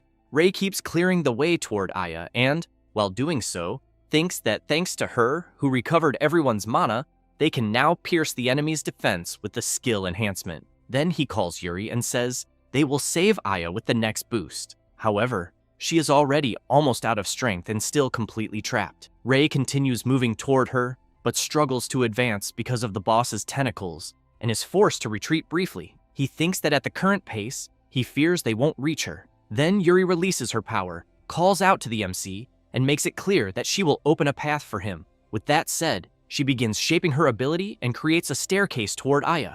Without hesitation, Rei starts running and thanks Yuri for the beautiful move she made. But still, the boss refuses to allow the MC's advance and keeps using his tentacles. This time though, Rei activates his body coating and dashes forward at high speed, cutting through the tentacles as if they were nothing. Once he reaches his friend, he picks her up in his arms and jumps away. Rei looks back to see if the boss will make any move while he's in the air, but upon seeing that he didn't, he lands with Aya and asks if she's okay. Aya laughs and says she already expected that from the MC. Rei is happy to see she's fine. Yuri goes to Aya and thanks her for saving everyone by restoring their mana. Yuri also remarks that she is very brave. Aya smiles and thanks Yuri, but then turns to the boss and says she doesn't think they're done yet. Rei agrees and emphasizes that the boss's body still remains. At that moment, something strange starts happening with the severed tentacles, and suddenly they all regenerate, launching rapidly toward the MC's group, forcing them to jump back to avoid being hit. Rei comments that it will be a big problem if the monster keeps regenerating like that. Then one of the tentacles bursts from the ground and tries to hit Yuri, but she dodges, counterattacks the tentacle, and then yells, wanting to know what the MC has in mind, since at this pace she thinks the situation could get much worse. She is surprised to hear the MC calling her and telling her to leave things to him. Therefore, Yuri says that although it's frustrating, she will leave it to him as long as he has a plan, because she doesn't think they'll have much time to deal with the boss. Ray stabs his sword into the ground and agrees with her. Then he rushes forward at full speed, saying he will definitely finish this soon. Yuri looks at his sword and wonders if he will really attack using only his body without any weapon. At that moment, a tentacle attacks, but Ray dodges and thinks that he knows the boss can still regenerate even after being hit once by his abyssal flame. Therefore, he activates his overclock and considers that if he doubles his firepower, things might turn out differently. Then he begins preparing his power and creates his abyssal flame. The boss doesn't stay still and lets out a huge roar. Ray waits for the right moment and, as soon as he sees an opening, launches his abyssal flame skill at the creature, which becomes terrified upon seeing a powerful attack approaching but unable to do much, is brutally struck, and has a hole blasted through its body. With that, the boss is defeated and crashes hard to the ground. Ray breathes in relief, seeing that his attack succeeded. Elsewhere, the god of time and space is very surprised to see his creature defeated. He thinks he never imagined the Reaper would be beaten. He then becomes angry and, still observing them, decides that he will make sure none of them leave alive. While Aya is excited to see that the MC managed to eliminate the creature, she doesn't notice something strange happening behind her, and a strange power begins emerging from the defeated creature, rapidly advancing toward the MC's group. As soon as he senses something approaching, he shouts for everyone to be careful. However, the thing moving toward them stops midway. Ray comments that the strange thing is coming out of the body of the defeated Reaper, and suddenly the entire body of the boss begins to release a strange, dark energy. The MC shouts for everyone to run away immediately and says that he doesn't know what it is, but is sure they need to get out of there as fast as possible. While they run from the strange thing chasing them, the MC thinks he needs to prevent the dungeon from collapsing. Then he looks back worried, thinking there's no way he can die there, until they see a light at the end of the tunnel and shout that it's the exit. However, the dark energy catches up, and Aya, Yuri, and Ray become frightened when they realize they won't escape. But a voice shouts for them to move aside, and a huge magic shield is created, blocking the dark energy from doing anything. Aya is surprised, and the MC looks to the side to see who it is, also becoming surprised. As the person who created the shield gets closer, Ray immediately wants to know who he is. The man cancels his skill, laughs, and says they were almost attacked. Aya thanks him, but asks who he is. The blonde guy says his name is Oikawa Hikaru, and Aya is quite surprised to learn who he is. Oikawa keeps laughing and asks if she knows him. Aya tells the MC that he mentioned Oikawa was the guy before they entered the dungeon. Ray confirms and emphasizes that Oikawa was the person he wanted help from.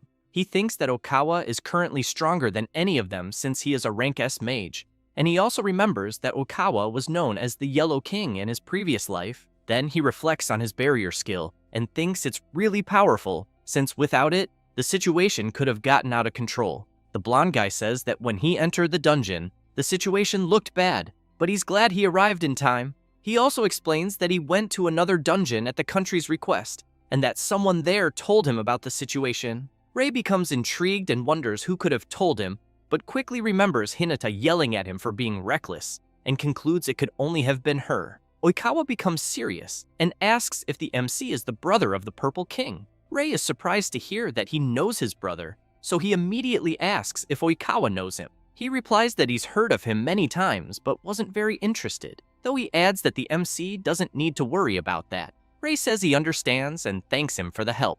Oikawa laughs and says it's fine, and that he didn't do much. Then he emphasizes that the MC did well in defeating the dungeon boss. At that moment, the drop left by the boss begins to shine intensely, and a dark stone falls to the ground. Oikawa walks to it, picks it up, and says that if the mana stones are this large, the boss must have been strong. With that said, he tosses the stone to the MC and congratulates him. Ray is surprised and immediately asks if it's okay for him to keep the drop. Oikawa says that regardless of what happened, it was the MC who conquered the dungeon. Before leaving, he says he looks forward to the MC's future achievements and is sure he'll get even more excited soon. After Oikawa leaves, the MC's group is very surprised by this entire turn of events, and afterward, they all head to the association building. As soon as they enter, Aya says Oikawa is quite peculiar. Ray agrees and emphasizes that he thinks Oikawa might just be an easygoing person, or someone with too much free time. Hinata sees the MC and shouts his name, very worried, wanting to know if he's okay. She says she was worried since he took too long after requesting permission that morning. Then she makes it clear that, besides that, the dungeon he went to is recommended for level 70 and above, making it more dangerous than the others. However, she changes the subject and asks how his conquest progress went and if he has already cleared the area near the entrance.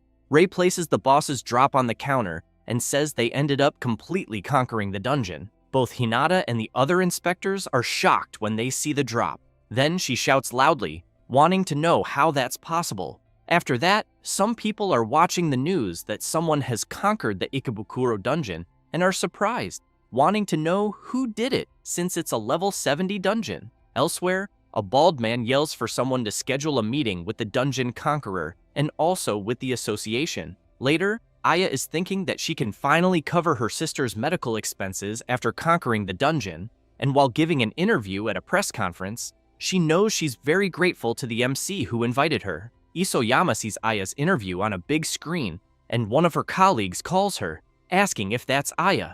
Isoyama is completely stunned, thinking this must be a lie. Kurosaki Kai sees the news that his brother is the dungeon conqueror and immediately becomes furious, thinking his brother is a bastard. Meanwhile, someone is receiving a message from another person asking if it's really true that a colorless one conquered the Ikebukuro dungeon. Then that same person comments that the MC has become a huge scandal and that apparently he's grown stronger. The conversation continues for a while, and finally, the mysterious person sends another message saying that the weakest person conquered the hardest dungeon, which is quite interesting. Oikawa, standing atop a building, messages someone else saying it's exactly as he expected. Meanwhile, the MC is walking through the city and looking up at the dungeon he conquered, thinks it's a good thing he managed to prevent the Ikebukuro dungeon from collapsing. But remembering the help he received, he clenches his fist tightly and concludes he only succeeded because everyone helped him. Then, he turns around and, very serious,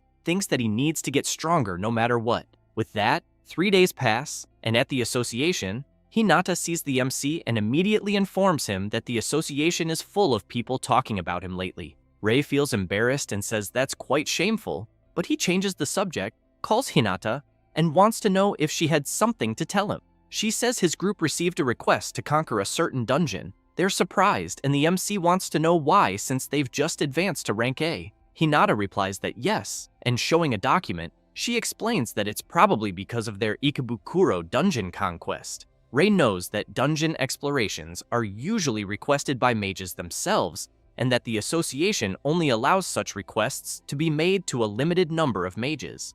Aya gets excited and says she's sure they're counting on the MC's strength. Ray smiles awkwardly and says no, since he wasn't the only one requested, but he turns, intrigued, and wants to know who the requester is. Hinata apologizes and says the superiors ordered everything to remain secret. Yuri says that since it's an interesting mission, she wants to know why they can't accept it. The MC emphasizes that it's a request made through the association, so he doesn't think it seems suspicious. Hinata calls the MC and also tells him that, in addition to what she mentioned regarding the request, it seems that a rank S mage will accompany them. Thus, the next day, everyone is gathered, and the MC says the place where they'll meet the mage accompanying them is there.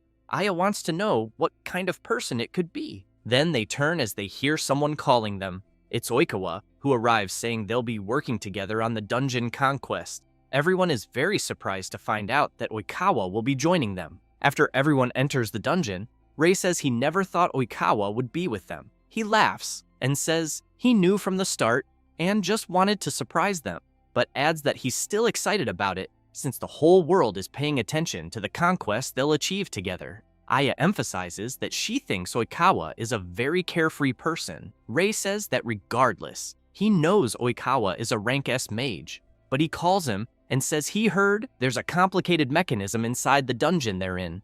Oikawa confirms and explains that, based on the patrol team, they said there was a wall of fire blocking the way. Aya is intrigued to hear that, and the MC wants to know how they'll handle the situation. Oikawa starts showing off and says it will be with his barrier skill, since that means while he's there, a wall of fire will be nothing. Watching him brag nonstop, Ray thinks that so far, Oikawa seems to be a pretty friendly guy, but wonders why he finds everything so easy. Then the blonde guy emphasizes that everyone there will understand once they see him in action and asks them to think of him as carrying them on a big ship. However, something catches the MC's attention as he sees several huge insects coming at them. So he shouts to everyone that a monster wave is approaching and they'll have to fight. The MC becomes serious and thinks it's the perfect time to see how strong a rank S mage really is, but ends up stunned when he sees Oikawa trembling in a corner. The blonde guy, shaking all over, says he's terrible against insect-type monsters. Aya shouts for him not to say that so proudly since he had claimed he would carry everyone there like a big ship. Rei makes it clear that they have no choice but to handle it themselves. With that said, as the insects get closer, the MC shouts for everyone to get ready for battle. Aya wastes no time and activates her fireball, and as soon as she throws it at the creatures, Yuri takes the opportunity to move forward, saying that these insects are nothing compared to the monsters they fought before. With that, she activates her mana conversion and begins defeating several insects. Rei watches the remaining ones closely, prepares his skill synthesis, and creates the fire spear, then throws it and hits multiple insects at once. Oikawa, still in the corner, is impressed by the MC's power. Aya gets excited and says they did it. Rei replies yes, and comments that everyone did a great job. A bit embarrassed, Oikawa walks up to them and says that apparently he ended up being saved, but while trying to explain that he really hates insects, something watches them from afar, and Rei feels like he's being observed. He quickly shouts for Oikawa to be careful because several monsters are charging at him. The blonde guy becomes serious, activates his skill around the wolves, and in the blink of an eye, all the creatures are severely struck. The blonde guy smiles and says that this is his square box skill. Then he shrinks it around his ability, forming a magic cube, and when it falls to the ground, everyone is surprised by Oikawa's skill, who then picks up the small cube and says he hates surprise attacks. Rei quickly approaches the blonde guy and asks for an explanation about the skill. Oikawa says his skill is called Square Box and that it's one of his barrier abilities. Then he emphasizes that it can't be used against a very large enemy, but in return can neutralize the creatures that appeared there. He smiles and says it's quite convenient. Rei recalls having heard of it before, but thinks the skill he just saw is truly amazing. Then the blonde guy calls everyone and says they need to keep moving, and while walking away humming, the MC thinks that so this is the strength of a rank S mage. After walking a bit through the dungeon, they reach where the fire barrier is, and the blonde guy emphasizes that this is the place reported by the superiors. Aya says it's really hot there, and the MC wants to know if they really have to go through it. Oikawa replies yes, but tells everyone to stay calm because he'll handle it. He then creates a barrier over the wall of flames, opening a passage. He smiles and tells everyone to proceed. As they pass through, everyone finds what he did amazing. And once they cross the barrier, the MC tells everyone that the hole ahead is the passage to the boss room. Then he turns and asks if everyone is ready. After everyone answers yes, he gets excited and says they're going in. With that, the group heads toward the boss room. But Oikawa is thinking about the MC and wanting to see if he lives up to what the report stated, as he's quite eager for that. As soon as everyone enters the boss room, they realize the place is very hot, and the MC becomes worried because it's truly unbearable. Then a creature slowly approaches. It's a level 68 Flame Claw Tiger. Rei quickly draws his sword and thinks the boss is quite intimidating. The creature starts releasing power and creates a massive fireball. The MC shouts for them to set up a magic barrier, but Oikawa says it's unnecessary. The boss wastes no time and fires its attack, but the blonde guy defends it with his skill, and the MC is very surprised to see Oikawa's ability. He smiles and says he'll keep up with their pace using his barrier and leave the creature to them. Rei turns and says he understands and that they'll take care of the boss, but he thinks they shouldn't underestimate the creature since even the barrier could be destroyed if hit too many times. He then wonders if he should attack with his abyssal flame, but upon observing the boss more closely, he realizes that won't be possible since flame claw tigers are fast, and besides that, it's a high-rank monster, and the mana cost of using a dark ability is very high. Therefore, as he advances, he thinks he needs to finish the boss with another magic, and that for this reason, he'll act first, but tells his friends to try to find an opening and attack. Rei activates his extreme body enhancement, jumps, and as soon as he faces the boss, it tries to hit the MC, but he dodges the attack and counterattacks the creature. Yuri and Aya prepare their abilities and launch the fireball and mana conversion. The attack goes straight toward the boss, but it dodges the abilities by jumping to the side and then starts to take distance. Very worried, the MC thinks that this was expected, that the creature is indeed strong, and that a long battle would be disadvantageous due to the heat they're feeling. So if possible, it would be better to defeat the creature as soon as possible. The blonde guy observes the MC's performance and thinks that at the pace he's going, his physical strength will run out quickly, so he really wants to see what the boy will do. Ray takes a deep breath, calls Aya and Yuri, and explains that they don't need to hit the boss directly, but can aim for its feet. Yuri says that means the MC has a plan, and Aya shouts that she understands. Thus, both prepare, and Yuri launches her ability, forcing the boss to move. While channeling her power, Aya thinks that in exchange for increasing her mana cost, the furnace effect greatly boosts her firepower. Then she creates her strengthened stone bullet and quickly throws it at the boss, but it dodges again. However, the MC notices the opening and thinks that no matter how agile the boss may be, it won't be able to dodge in midair. Therefore, not wanting to waste any more time, he jumps toward it and imbues his sword with his skill. Oikawa is surprised to see the MC covering his sword with ice. The boss is startled upon realizing it can't move, and Ray manages to land his attack, hitting the creature squarely. The Flame Claw Tiger can't react and crashes hard to the ground. With that, they manage to defeat the boss. The girls go to the MC and say he did it, but he emphasizes that it was all thanks to them. Oikawa smiles and thinks it was a wonderful team effort and that the MC truly is a talented mage, just as the report said. However, he thinks that perhaps the MC hasn't yet shown his true power. Ray calls everyone and says they'll return to the association and record the report. But Oikawa activates his magic and asks everyone to wait a moment. The MC says it's the same ability as before, and the blonde guy confirms and says he wants to test the MC. He becomes confused and asks the blonde guy to be clearer. Oikawa explains that his box can be used both to capture monsters and as a training method.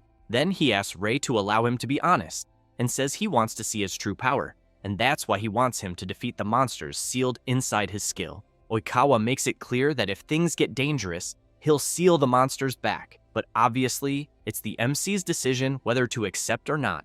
Ray clenches his fist tightly and thinks that he still doesn't understand Oikawa's reasons, but even so, he also wants to gain more experience. Therefore, he says he'll accept the challenge. The blonde guy positions his ability in front of the MC and then says he'll begin. When he opens the box, dark energy starts coming out and quickly begins to take form. Ray is intrigued when he sees a black shadow. Oikawa knows that the monster inside changes appearance depending on the fear its opponent feels, so he wonders what kind of monster will appear. After the creature takes form and releases its power, the MC becomes very frightened as he sees that the monster before him is the god of space and time, Kronos. Oikawa is impressed and says it's the first time he's seen such a monster, but he thinks the MC really has something hidden within him. As for him, he's paralyzed with fear upon realizing that he'll have to face an opponent he never imagined encountering there. Aya is intrigued and comments that the black shadow has taken on a humanoid form. Yuri emphasizes that it also does not seem to be a normal monster. Oikawa becomes thoughtful, since he has in mind that the training monster takes the form of its opponent's greatest fear. But he questions what kind of monster he is seeing, and, observing the frightened expression on the MC's face, also wonders whether the MC has fought this monster before. Ray, in turn, thinks that the creature he is seeing is not Kronos for real, but that even so, the aura he is sensing is quite intimidating, as he still remembers the overwhelming feeling just before his regression. Yet regardless of that, he thinks he cannot stand still and do nothing. Thus, he charges at the creature without hesitation. The copy of Kronos blocks the MC's attack without much trouble. Ray, as he crosses swords with the creature, thinks that for now, he does not feel intimidated and then applies more force to his sword, forcing the copy of Kronos to retreat. The creature raises its face, and the MC becomes frightened, since the copy of Kronos is about to activate its ability, which quickly attacks the MC, forcing him to dodge so as not to be hit head-on. Aya, watching the fight, wants to know what the attack she just saw was. Yuri comments that it might be an invisible shockwave. Ray keeps in mind that he saw this ability before his regression, and that apparently, he can also dodge it. Next, he imbues his sword with his power and makes it clear that now it is his turn. That said, he charges at the copy of Kronos. Rei starts shouting that he will eliminate it once and for all, but the creature merely gives a faint smile, which frightens Rei as he sees that the copy of Kronos has completely blocked his attack and also dissipated the ability. The creature does not miss the chance and strikes Rei with a counterattack, sending him flying far away. Aya becomes worried about her friend and shouts, asking if he is okay. Rei tries to break and wonders whether his attack was really nullified and what it could have been. Aya asks Oikawa if he does not think the situation is getting dangerous. He agrees and comments that he thinks it is becoming too much for something like this. Thus, he raises his hand and says that he will retrieve the shadow back into the box, but ends up being surprised by something. Yuri goes up to the blonde boy and asks what happened, since he is supposed to retrieve the shadow right away. Oikawa replies that he is trying, but points out that for some reason, the shadow fighting the MC is resisting, which frightens everyone when they hear it. The blonde boy starts to worry, thinking that this has never happened before, and, observing closely, the creature the MC is fighting really wants to know what kind of monster it is. At that moment, Aya and Yuri run forward, saying that, either way, this is no time to run a test. That said, they call out to the MC and say that they will help him in the fight. Rei shouts, asking them to wait a minute, but Aya activates her High Furnace ability, and Yuri her Mana conversion. Thus, as Yuri advances with her monstrous scythe toward Kronos' shadow, Aya amplifies her partner's ability. Yuri tries to land an attack, but has her power completely nullified, leaving her unsure of what is happening. Kronos' shadow, without thinking twice, counterattacks Yuri, hurling her straight into Aya, and due to the force, the two are violently thrown against the rock wall. Rei shouts in concern for them. Oikawa calls out to the MC, apologizes for how things ended up, and while channeling his power, emphasizes that he will try to stop what he did, no matter the cost. That said, he activates the restraining ability of the resistance inhibitor on Kronos' shadow. The blonde boy comments that he managed to contain it, but the creature opens a wide smile and completely shatters the resistance inhibitor. Both Rei and Oikawa are shocked to see the ability broken so easily. As Kronos' shadow approaches them, the blonde boy comments that at this rate, he thinks they will all be annihilated. Rei also starts to worry and reflects that Kronos' shadow can only be using some kind of ability, but he wonders whether it is recreating Kronos' appearance and abilities from his memory, until he has an idea after questioning himself. Thus, he calls Oikawa and asks the blonde boy to leave Kronos' shadow to him, as he will deal with it on his own, since he has an idea. Next, as he puts away his sword, Rei thinks that in his past life he only ever ran from Kronos, but he knows that if he hesitates there, he will not be able to move forward. Then, he charges at Kronos' shadow and thinks that the black shadow changed its appearance because of a certain ability. The creature tries to strike the MC with a sword slash, but he manages to dodge at the last second and then shouts that he will simply steal Kronos' shadow's ability. That said, he activates the draining ability, and an intense black energy erupts around the two of them. Soon after, Kronos' shadow begins to have its sword dissipated, as well as part of its body. The shadow, realizing it has been defeated, starts screaming as its body is dismantled. It does not take long for the shadow to disappear completely. Oikawa is quite surprised by what he has just seen, so he wonders what that ability was, and, observing the MC closely, also wants to know who he really is. After that, 3 days pass, and Oikawa and Yuri are kneeling before a person seated on a throne. Yuri says they are there to report the incident and then calls the man seated there the Blue King. Moments earlier, Yuri had been standing in a corridor when someone approached, and she commented that the person was late. It was Oikawa, and, a little embarrassed, he apologizes to Yuri for making her wait. As they walk away, Yuri emphasizes that she was almost eliminated last time because of him. He comments that he never thought it would end that way. Nervous, Yuri points out that the blonde boy should be grateful that the MC forgave him. Oikawa comments that he knows that very well, and then adds that the MC is still an incredible guy, as he is much better than she had reported. But as they approach the door, the blonde boy wants to know whether that guy will ignore the MC or not.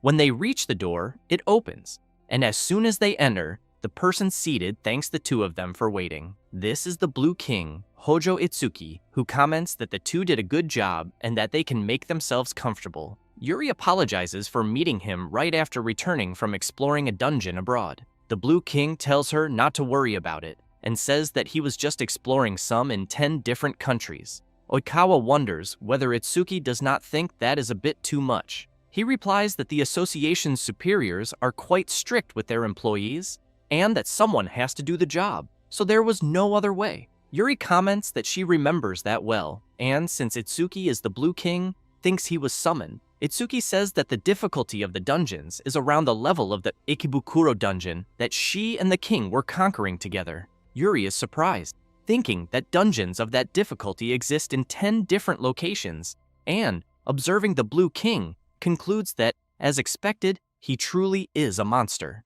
At that moment, Itsuki stands up and asks whether the two of them can talk about the young man named Kurosaki Rei. Both answer yes, and after telling everything to the Blue King, he comments that he understands and that he finds all of this truly incredible. Oikawa emphasizes that he is also very surprised and thus points out that the MC may actually be as strong as him, an S rank, or perhaps even stronger. Itsuki comments that, apparently, the MC's combat abilities are excellent, in addition to him having an ability that allows him to steal an enemy's ability. Yuri thinks that the truth is that there is more to it than that, but that she would feel bad if she said more than that.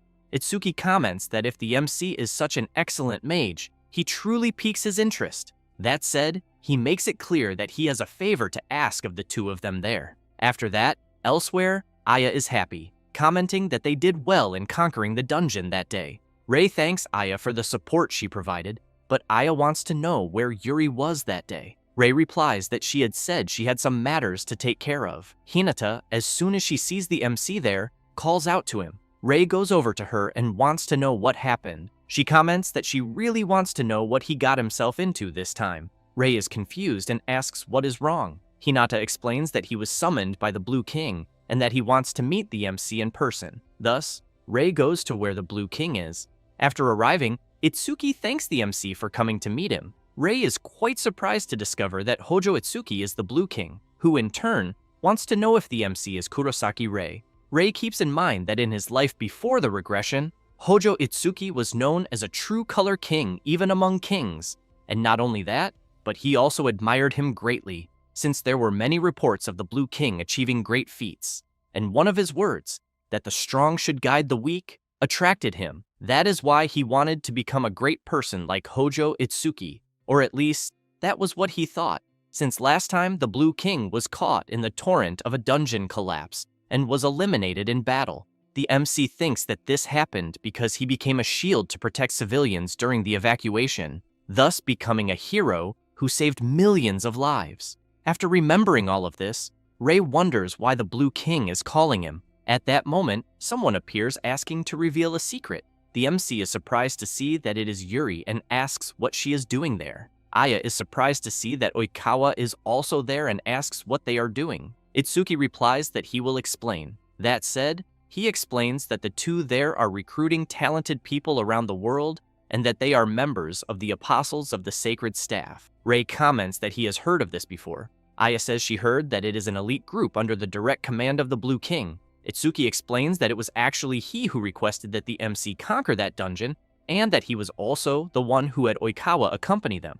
Rei comments that then the blonde boy had a reason to fight that shadow-made monster. Oikawa looks embarrassed, replies that yes, and emphasizes that he wanted to see the MC's strength, even knowing that he caused some problems. Yuri says that she also joined their group because it seemed quite fun. Next, the Blue King goes up to the MC and says that, to be honest, he is interested in him, and that if he truly has such powers, he would like the MC to join them. However, he makes it clear that there is still much unknown regarding multicolor users, and that is why he needs to see the MC's humanity first. That said, he emphasizes that, as the Blue King, he wants to ask a question first. Thus, as a mage, he wants to know what the MC truly wants. Rei thinks about what he will answer. Then he remembers that he used to admire Itsuki in the past, and becoming a mage was his dream. In addition, at the time, his younger brother, Kurosaki Kai, despised him, and that was precisely why he wanted to change.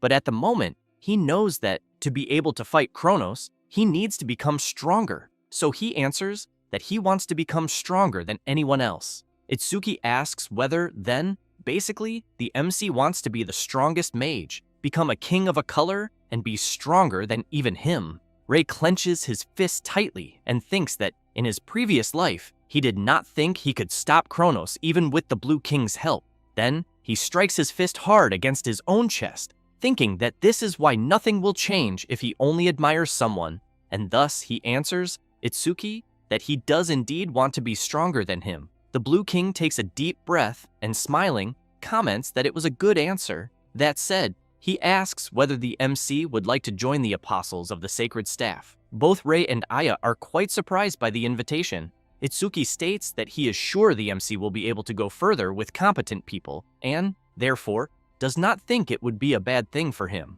After that, Rei and Aya are walking down the corridor. Oikawa asks the two to follow him, and as they pass through a door, the MC is quite surprised, as he finds himself facing several people from the elite of mages under the Blue King's command, the Apostles of the Sacred Staff. One of the members laughs, slams both feet onto the table, and says he was eager to see the new member, but that, from the looks of it, he is just a kid. The blonde girl laughs, and says that the MC is the same age as him. Another member laughs as well, and says that, apparently, Kurahashi is quite excited. The guy next to them asks everyone to please stop provoking people. The first guy looks a bit embarrassed and replies that he understands. Oikawa asks the others to sit down, as he will explain the Blue King's request. After giving a summary, Oikawa emphasizes that they will need to conquer 2 dungeons, and that both are high level, with recommendations above level 65, and therefore, they will split into 2 teams to conquer both. That said, he explains that he will go to Makuhari together with Yashiro, Shiroi, and Azuma. Then he says that Rei and his group will go to Tama, as well as Kurahashi, who will be going with them. The redhead cannot believe it, and asks Oikawa to wait a moment, then wants to know why he is going along with the MC's group. Yuri asks whether he did not like it. Kurahashi shouts that, of course not. Oikawa asks whether the redhead has seen the report, and then emphasizes that Rei is skilled enough and that he possesses 3 colors of mana. Kurahashi makes it clear that having a wide variety of mana does not mean the MC is strong, pointing out that Kurosaki Kai was also like that. Rei is surprised to learn that the redhead knew his brother. Kurahashi comments that apparently the MC has not heard, so he explains that Kurosaki Kai used to be a member of the Apostles of the Sacred Staff, and that people used to call him the Purple King, but that, in reality, he was not comparable to them there. Rei is intrigued and thinks that, as far as he remembers, Yuri had also said that his brother was disappointing, so he concludes that this is how everyone there sees Kai. Kurahashi continues, saying that having many colors of mana is illusory, because he believes that alone is not enough to prove whether someone is strong or not.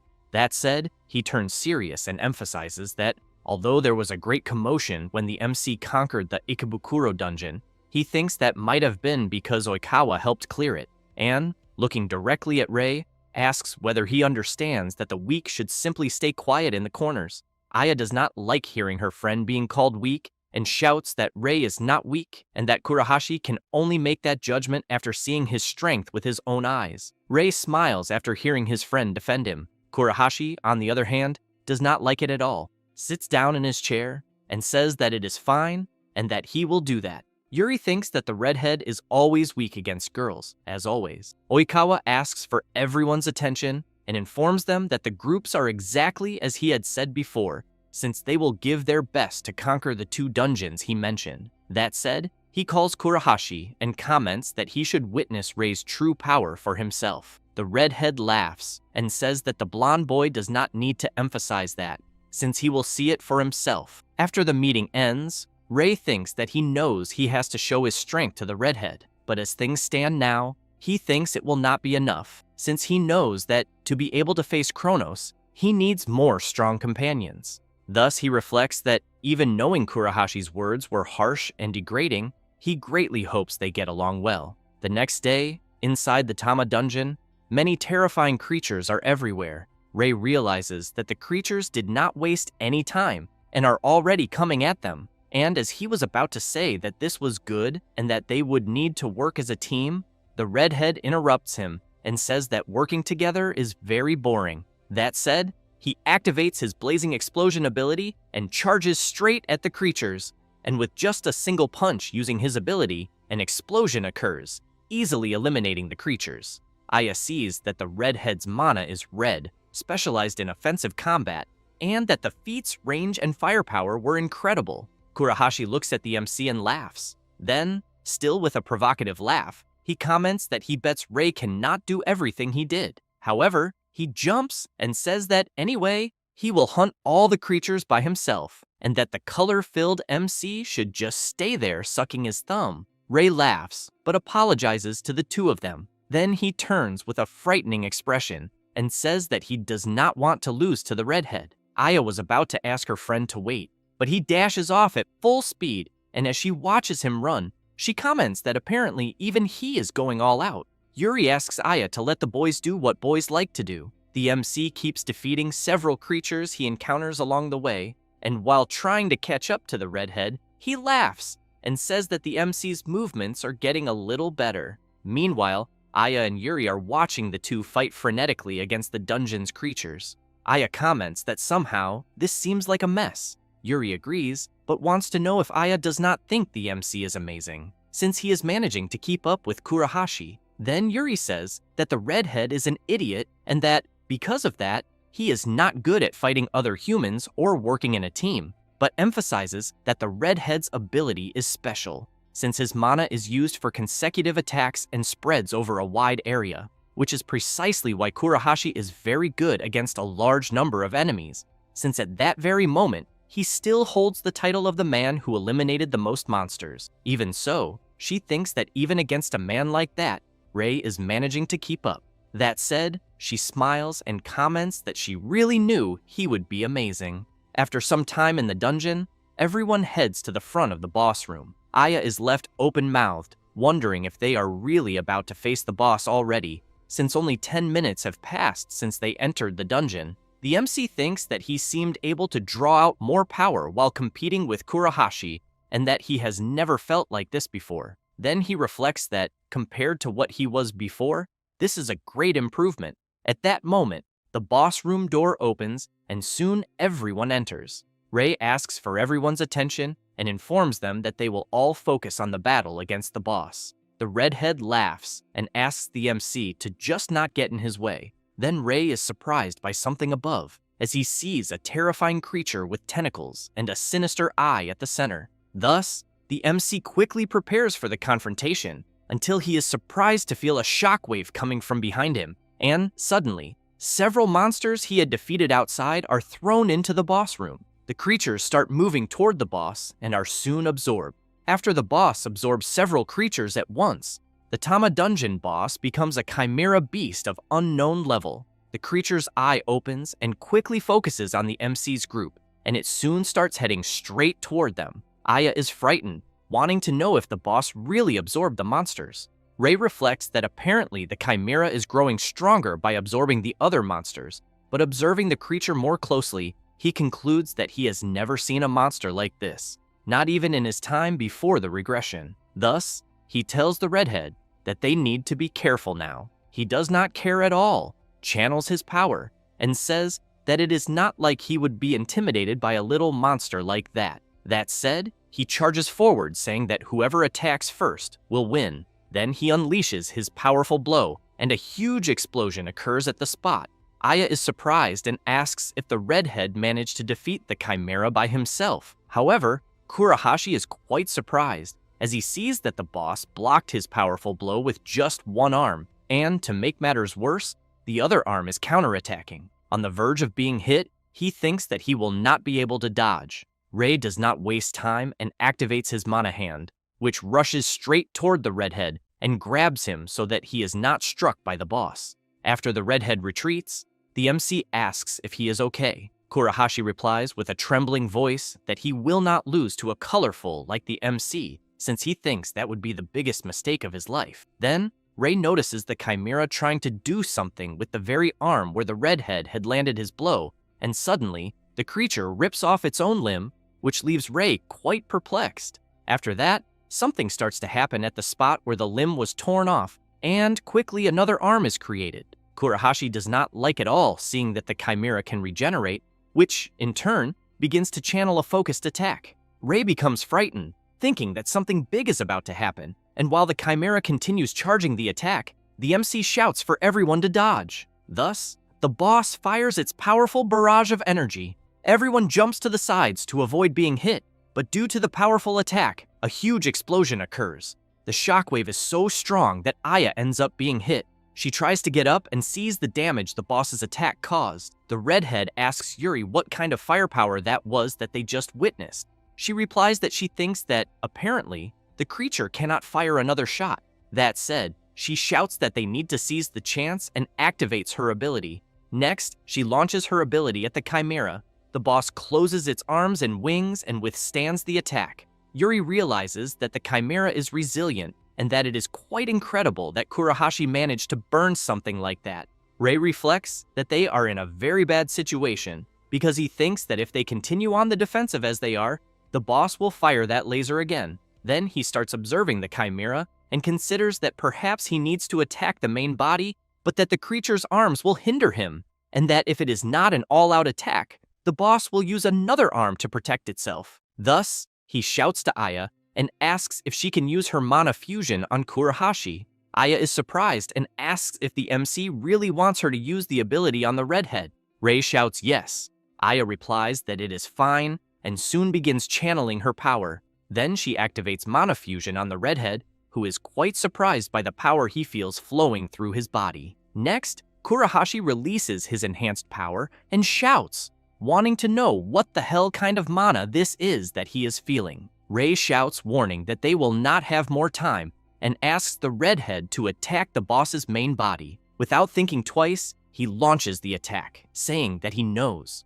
The chimera throws out its arms to try to block the attack, but Kurahashi intensifies his power even more and unleashes his blazing explosion ability, causing massive destruction. Aya is impressed by the redhead's immense firepower, who in turn, as soon as the dust from the explosion settles, is completely shocked, since he sees that the chimera not only withstood his powerful blow, but is also already channeling the laser to fire. Yuri shouts for the redhead to be careful. He becomes nervous and comments that not even his empowered attack was able to defeat the boss, but the MC passes by him saying no, and that the redhead opened the way very well. That said, Rei prepares his Black Flame's attack.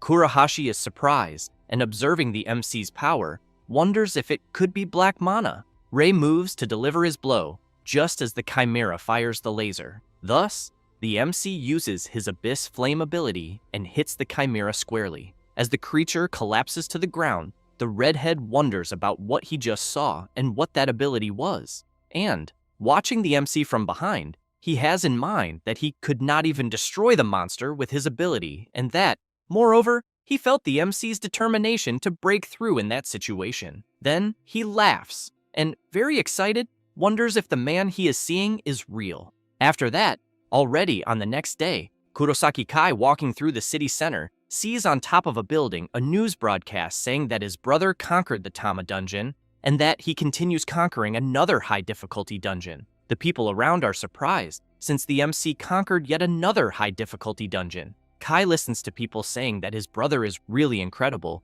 until he also hears one of them commenting that his situation is only getting worse. Thus, Kai just leaves quietly on his own, but he does not like this at all. Meanwhile, at the organization of the Apostles of the Sacred Staff, Itsuki comments that everyone did a good job conquering the dungeons, but emphasizes that apparently the Tama dungeon was much more problematic. Rei replies that yes, and informs them that they encountered a new type of monster. Azuma laughs and comments that he really heard it was a very strong monster. Shiroi comments that she should have gone there to see it with her own eyes, until Oikawa calls Kurahashi and asks what he thought of Rei based on his observation. A bit awkward, the redhead says that the MC is not that bad, since he even came up with a very good strategy. Rei is surprised hearing this, but Shiroi comments that the redhead usually looks down on him, and because of that, wants to know if now he is going back on what he had said. Kurahashi immediately tells her to shut up, then takes a deep breath, and pointing his finger at the MC, apologizes for having underestimated him, and for calling him colorful, or whatever, admitting his strength. Rei laughs, replies that it is not like that, and makes it clear that the redhead also helped him a lot and, because of that, he thinks he does not need to apologize. Kurahashi is stunned hearing this, and soon turns around saying that it is not like he is happy to be praised by him, since he only did it for his own sake, and that the MC should not get the wrong idea. The older members of the Apostles of the Sacred Staff laugh and think that the redhead is cold and calculating. The Blue King comments that he is happy that both are friends now, and also thinks that no one will complain about the MC anymore. Having said that, he hands something to Rei, who is surprised and asks what it is. Itsuki says that it is the symbol of the Apostles of the Sacred Staff, and then, as the Blue King, welcomes Kurosaki Rei. He then emphasizes that the MC can continue working with his group as usual, as he is sure Yuri will agree, but that, aside from that, he really wants them to fight together. Rei clenches his fist tightly, and when taking the Blue King's hand, replies yes, and that it will be a great pleasure. Aya, surprised by how things turned out, thinks that she knew her friend was incredible, since he was even recognized by one of the strongest mages. At that moment, Kurahashi laughs and says that he will train the MC well, since he is their companion now. But Yuri emphasizes that it seems it is the redhead who needs to be taught. Kurahashi tells her to mind her own business and stop being annoying. Itsuki thinks that it seems Rei has already formed bonds with the others, and that, apparently, it was worth putting the two on the same team. Oikawa looks at Itsuki and thinks that if they had recognized Rei from the beginning, he is sure Kurahashi would have been against it, and because of that, he thinks the Blue King was clever, as always, who in turn comments that it is good to feel that everything is going according to plan, but that, even so, he would like to make a suggestion. Rei becomes curious and asks what it would be. Itsuki extends his hand forward and asks if the MC would like to acquire the title of Black King, which leaves him very surprised by the request. Meanwhile, Kurosaki Kai is nervous, since inside the dungeon, his partners are having difficulties with the monsters, until Goto shouts asking Kai to use his overclock, and he quickly tries to use it, but nothing happens, and he becomes nervous.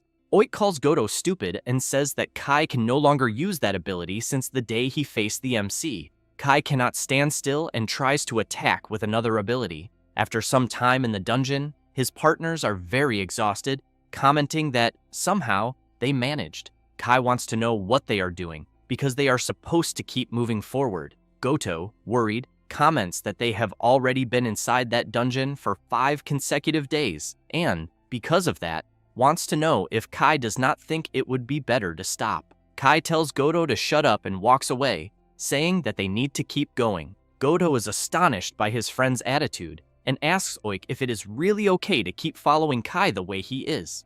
Oik asks what kind of nonsense Goto is talking about and then starts running, saying that they need to support Kai in this most difficult moment. Meanwhile, Kai is walking through the dungeon, thinking that he needs to conquer it quickly, until he remembers a few days earlier of a girl approaching him and wanting to know if he had a moment. At the time, he replied that he was not accepting interviews, but the girl answered that it was not that, and said that she just wanted to hear Kai's opinion about his older brother, which left him perplexed when he found out. And, on that same day, Kai heard more people wanting to know about his older brother, and after remembering that, he becomes even angrier, thinking that, based on the rumors, he believes his brother was recognized even by the Blue King, since when he was there, they were always talking nonsense about teamwork and other bullshit. In addition, he knew that everyone was looking down on him, but he knows that he will show them who is the strongest in this shit. Meanwhile, in his dimension, Kronos, the god of time and space, is observing the anger of the MC's brother and gives a slight smile. Then, he thinks that he has found an interesting pawn. After that, on the next day, Kai is thinking about when the dungeons appeared and how the entire world changed. It became an era in which strong mages achieved social status. And this also became a turning point for him, since 1 in a million people is the probability of someone having aptitude for 2-colored mana, and he knows that he is one of them, besides seeming to have a special ability, something truly satisfying, since he even gets away from the teachers, because they, upon realizing who he is, end up keeping to themselves, and that is precisely why he likes this social status, or even the people at school, since they were always hovering around, flattering him, and even his own parents, those who used to keep their distance began to praise him. Kai thinks that even the apostles of the sacred staff, who claim to be the elite, let him in as the youngest member. However, over time, those people were rude, and because of that, he decided to leave, since that showed that they did not recognize his abilities. But one thing he knew, because one day, while he was in his room, his older brother did not treat him differently, even knowing that he had no talent and was weaker. And even so, his older brother's gaze almost said that he would catch up to him someday, and that made him hate him, since, as someone chosen by the world, his older brother should not dare to look at him as if they were equals. So he knew that was why he wanted to prove to his idiot brother that he was the strongest, because he really wanted him to know that they lived in different worlds. However, he ended up being surprised, because the unexpected seemed to have happened, since his older brother seemed to have surpassed him, until he decides to stop thinking about it, because it no longer matters, since he is a king. And, as he walks through the city, he reflects that he should not sit around doing nothing. At that moment, Kai hears someone calling him. It is Kurahashi, commenting that, apparently, Kai seems to be quite upset. Then, the redhead comments that it has been a while since they last saw each other, because he thinks their last meeting was when Kai was kicked out of the apostles of the sacred staff. The Purple King becomes furious and makes it clear that he was not kicked out, but rather left that group of his own free will, and that, despite the Blue King's words that he would treat him equally,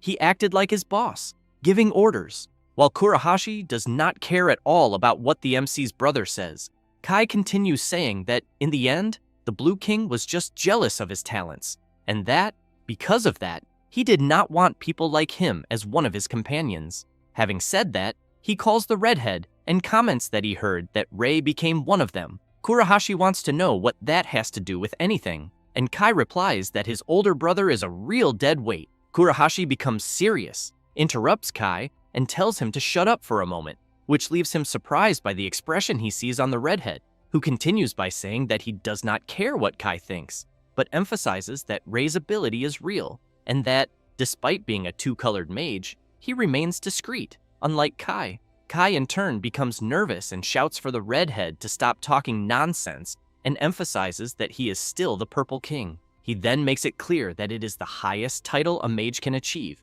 and therefore, he does not want to be compared to the trash that is his brother. Kurahashi laughs and comments that, apparently, Kai does not know anything. Thus, he says that the MC was recommended to become a king, and that it is a recommendation from the Blue King himself. Kai is stunned upon hearing this, and then, with great difficulty to ask, wants to know if his brother will really become a king as well. The redhead replies that Rei has not yet given an answer, and that, unlike Kai, he is not intoxicated by the notion of titles. He then asks if Kai had said that his brother is weaker than him, because he thinks that is a big joke, and then makes it clear that Rei is already much stronger than Kai. Kurahashi approaches the Purple King and continues by saying that he finds Rei much more suitable than Kai to be a king, and having said that, asks if the Purple King does not agree. He becomes furious and soon begins to remember the feeling he had before his older brother surpassed him, and, upon realizing this too late,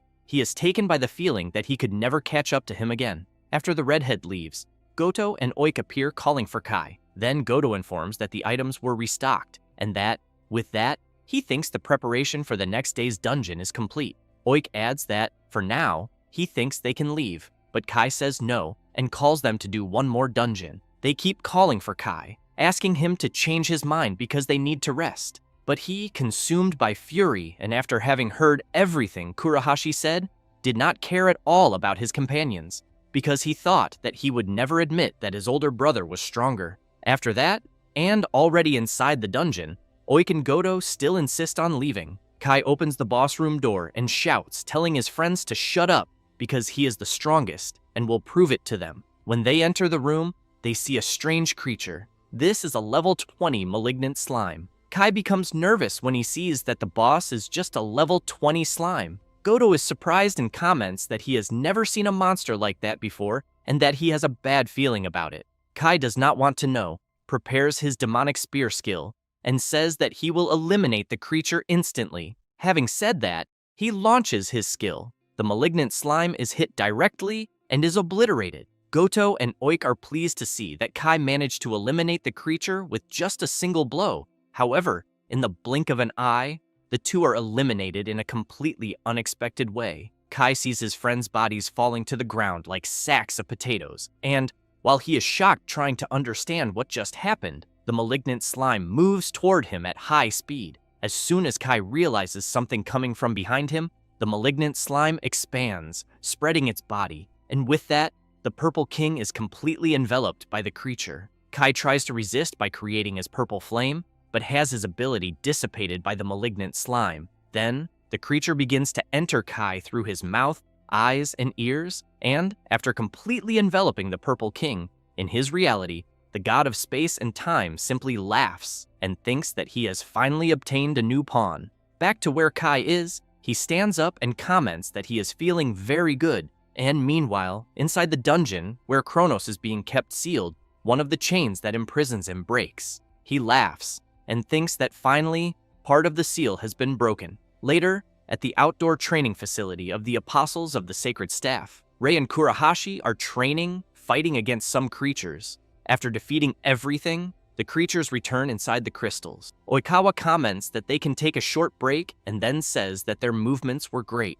Aya goes up to her friend and says that he did a good job, also saying that she learned a lot by watching Kurahashi. He gets embarrassed but says that it was nothing special until he tells the MC that he remembered meeting his brother earlier in the city. Having said that, the redhead comments that the idiot Kai still thinks he is stronger than the MC and says that he told him everything. Yuri tries to tease the redhead, saying that he got upset because Rei, whom he personally approved, was being looked down on by Kai. Kurahashi gets nervous and shouts saying that it is not that. The MC, on the other hand, becomes intrigued, thinking that he has not seen his younger brother since the duel they had, so he wonders when they started drifting apart. Then, he remembers the past, and also wonders if he will end up like he did in his past life, and if everything will be fine if he just leaves things as they are, since he knows that, even so, they still need to resolve this as brothers. At that moment, Shiroi appears shouting, asking everyone to listen, because she has bad news. Oikawa becomes worried and asks what the problem is and what made her run all the way there. Shiroi informs them that the Shinjuku dungeon has collapsed and that a bunch of monsters are already coming out of it. Rei is quite shocked to hear this. Thus, after some time in the city center, true chaos sets in, as several monsters are attacking people and spreading terror throughout the area. The Apostles of the Sacred Staff immediately head there, and Shiroi, upon seeing how the situation is impressed, saying that this is unbelievable. Yashiro wants to know why the monsters are coming out of the dungeon. Asuma comments that the situation is very delicate because there are many people there. Kurahashi also wants to know why this is happening. Rei reflects that the collapse of the Shinjuku dungeon in his previous world should have happened much later in the future. So, completely surprised, he questions why this happened earlier. Oikawa calls everyone and makes it clear that, in any case, that moment was not the time to be thinking, because the Blue King is on his way there, coming from a distant place, and it will take some time for him to arrive, so they will have no choice but to deal with the situation themselves. Having said that, he emphasizes that evacuating the civilians is their top priority, since they need to achieve that no matter what happens. Everyone responds that they understand and spread out. Nearby, a huge shadowy wolf leaps to attack a woman and a child. Yuri appears, completely eliminating the creature with her scythe. Aya goes to the woman with her child and asks if she is okay. The mother replies that she is and thanks her. Meanwhile, Kurahashi is excited, fighting against some creatures. Shiroi asks the redhead to be careful not to hit the people he is evacuating. Elsewhere, Oikawa is using his ability and shouting, warning people that inside his barrier it is safe. Rei, while fighting against the creatures, realizes that the elite group under the Blue King's command is incredible, as expected, since they do not waver in the face of so many monsters. Then, he reflects that, in his previous world, there were many casualties during the first dungeon collapse, but he is sure that now they will be able to handle it together. Until, suddenly, a huge stone hand emerges from the ground, and a sinister creature appears in the middle of the chaos. Yuri comments that, apparently, the creature that appeared must be the boss. The redhead looks at the giant monster and comments that, even so, it is just an easy target to hit, getting excited to fight the creature. However, the MC does not care at all and charges at the boss with his black ability, hitting it directly with the flame of the abyss and completely destroying the enormous creature with just a single blow. Shiroi and Oikawa are impressed upon seeing the MC's ability, who in turn thinks that apparently things are going very well, until he is completely shocked upon hearing a familiar voice telling everyone there to stop getting excited. Rei immediately turns to see who it is, and sees that it is his younger brother with a very dark power. Kai approaches Rei and, with a sinister expression and laughing, says that he finally found his older brother. The MC, completely perplexed, asks Kai why he is like that. Kai laughs and asks if his brother is talking about his current state, or perhaps about being there to crush him. Then, he suddenly appears behind the MC to attack him. Rei dodges his younger brother's powerful blow at the last second. Kai comments that Rei dodged well, but wants to know how long he will hold out. Having said that, he charges at the MC again, wanting to know if he thinks he will really let him escape.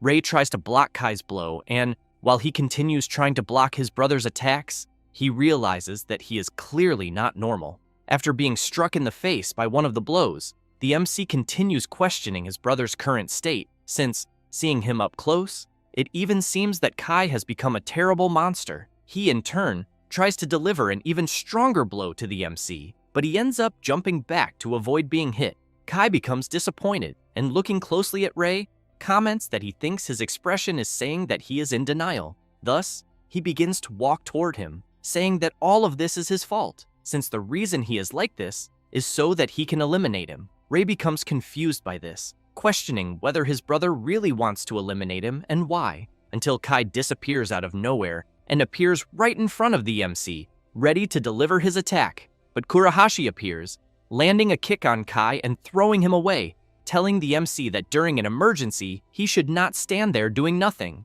Then, he shouts for Kai to stop with the nonsense, because he would never let him do whatever he wants.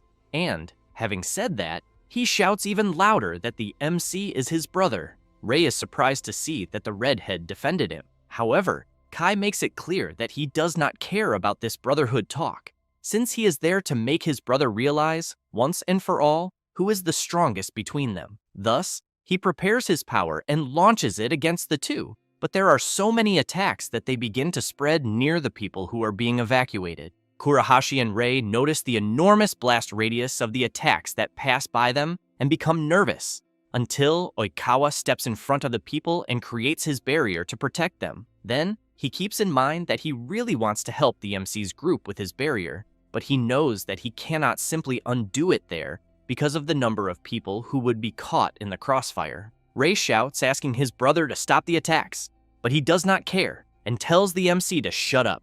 Rei continues shouting that he knows Kai is a bit violent, but that he is not the type who would go this far. The Purple King smiles and emphasizes that his brother keeps talking nonsense even in a fight, being a completely naive person, until, out of nowhere, he begins to feel something strange in his head. Rei notices this and shouts to his brother, but Kai ends up losing his head even more, and, while firing several consecutive attacks, shouts that this will be his brother's punishment for having looked down on him. The MC's group watches the attacks coming, and soon, everyone has to move to avoid being hit. Still feeling something inside his head, Kai wants to know what they think of his power. Rei remains worried about his brother and says that they need to stop him quickly. Kurahashi channels his power and says that although he understands how Kai feels, he thinks that it seems talking to him is a waste of time. Having said that, he leaps into the air, activates the blazing explosion ability, and goes all out against Kai. A huge explosion happens.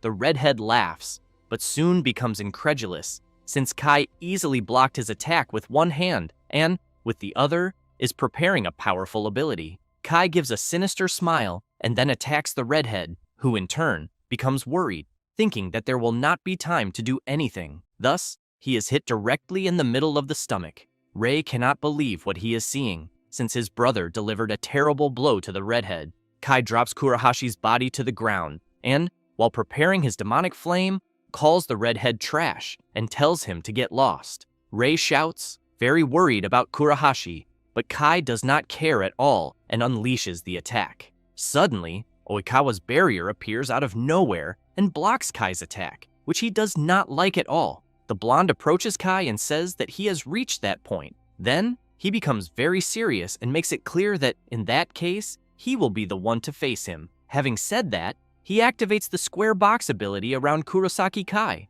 Yuri asks Oikawa to wait and emphasizes that if he uses such an ability against a human, the blonde interrupts her, saying that he knows, and that this will also place a huge burden on the user. But he emphasizes that he cannot simply forgive someone who hurt his friends. However, Kai tries at all costs to break Oikawa's ability with pure brute force, and the blonde is surprised by the damage he is suffering just from the simple fact of trying to continue using the ability on Kai. Aya realizes how much Oikawa is suffering and shouts worried about him. The blonde reflects that this is being more difficult than he expected, since he did not imagine it would be such a heavy burden. But even so, he concludes that he needs to seal Kurosaki Kai, no matter what happens. The Purple King tells Oikawa to go to hell and completely breaks the blonde's ability. While Oikawa is very tired because of his own ability, Kai begins to approach him and says that he will not let things happen the way he wants.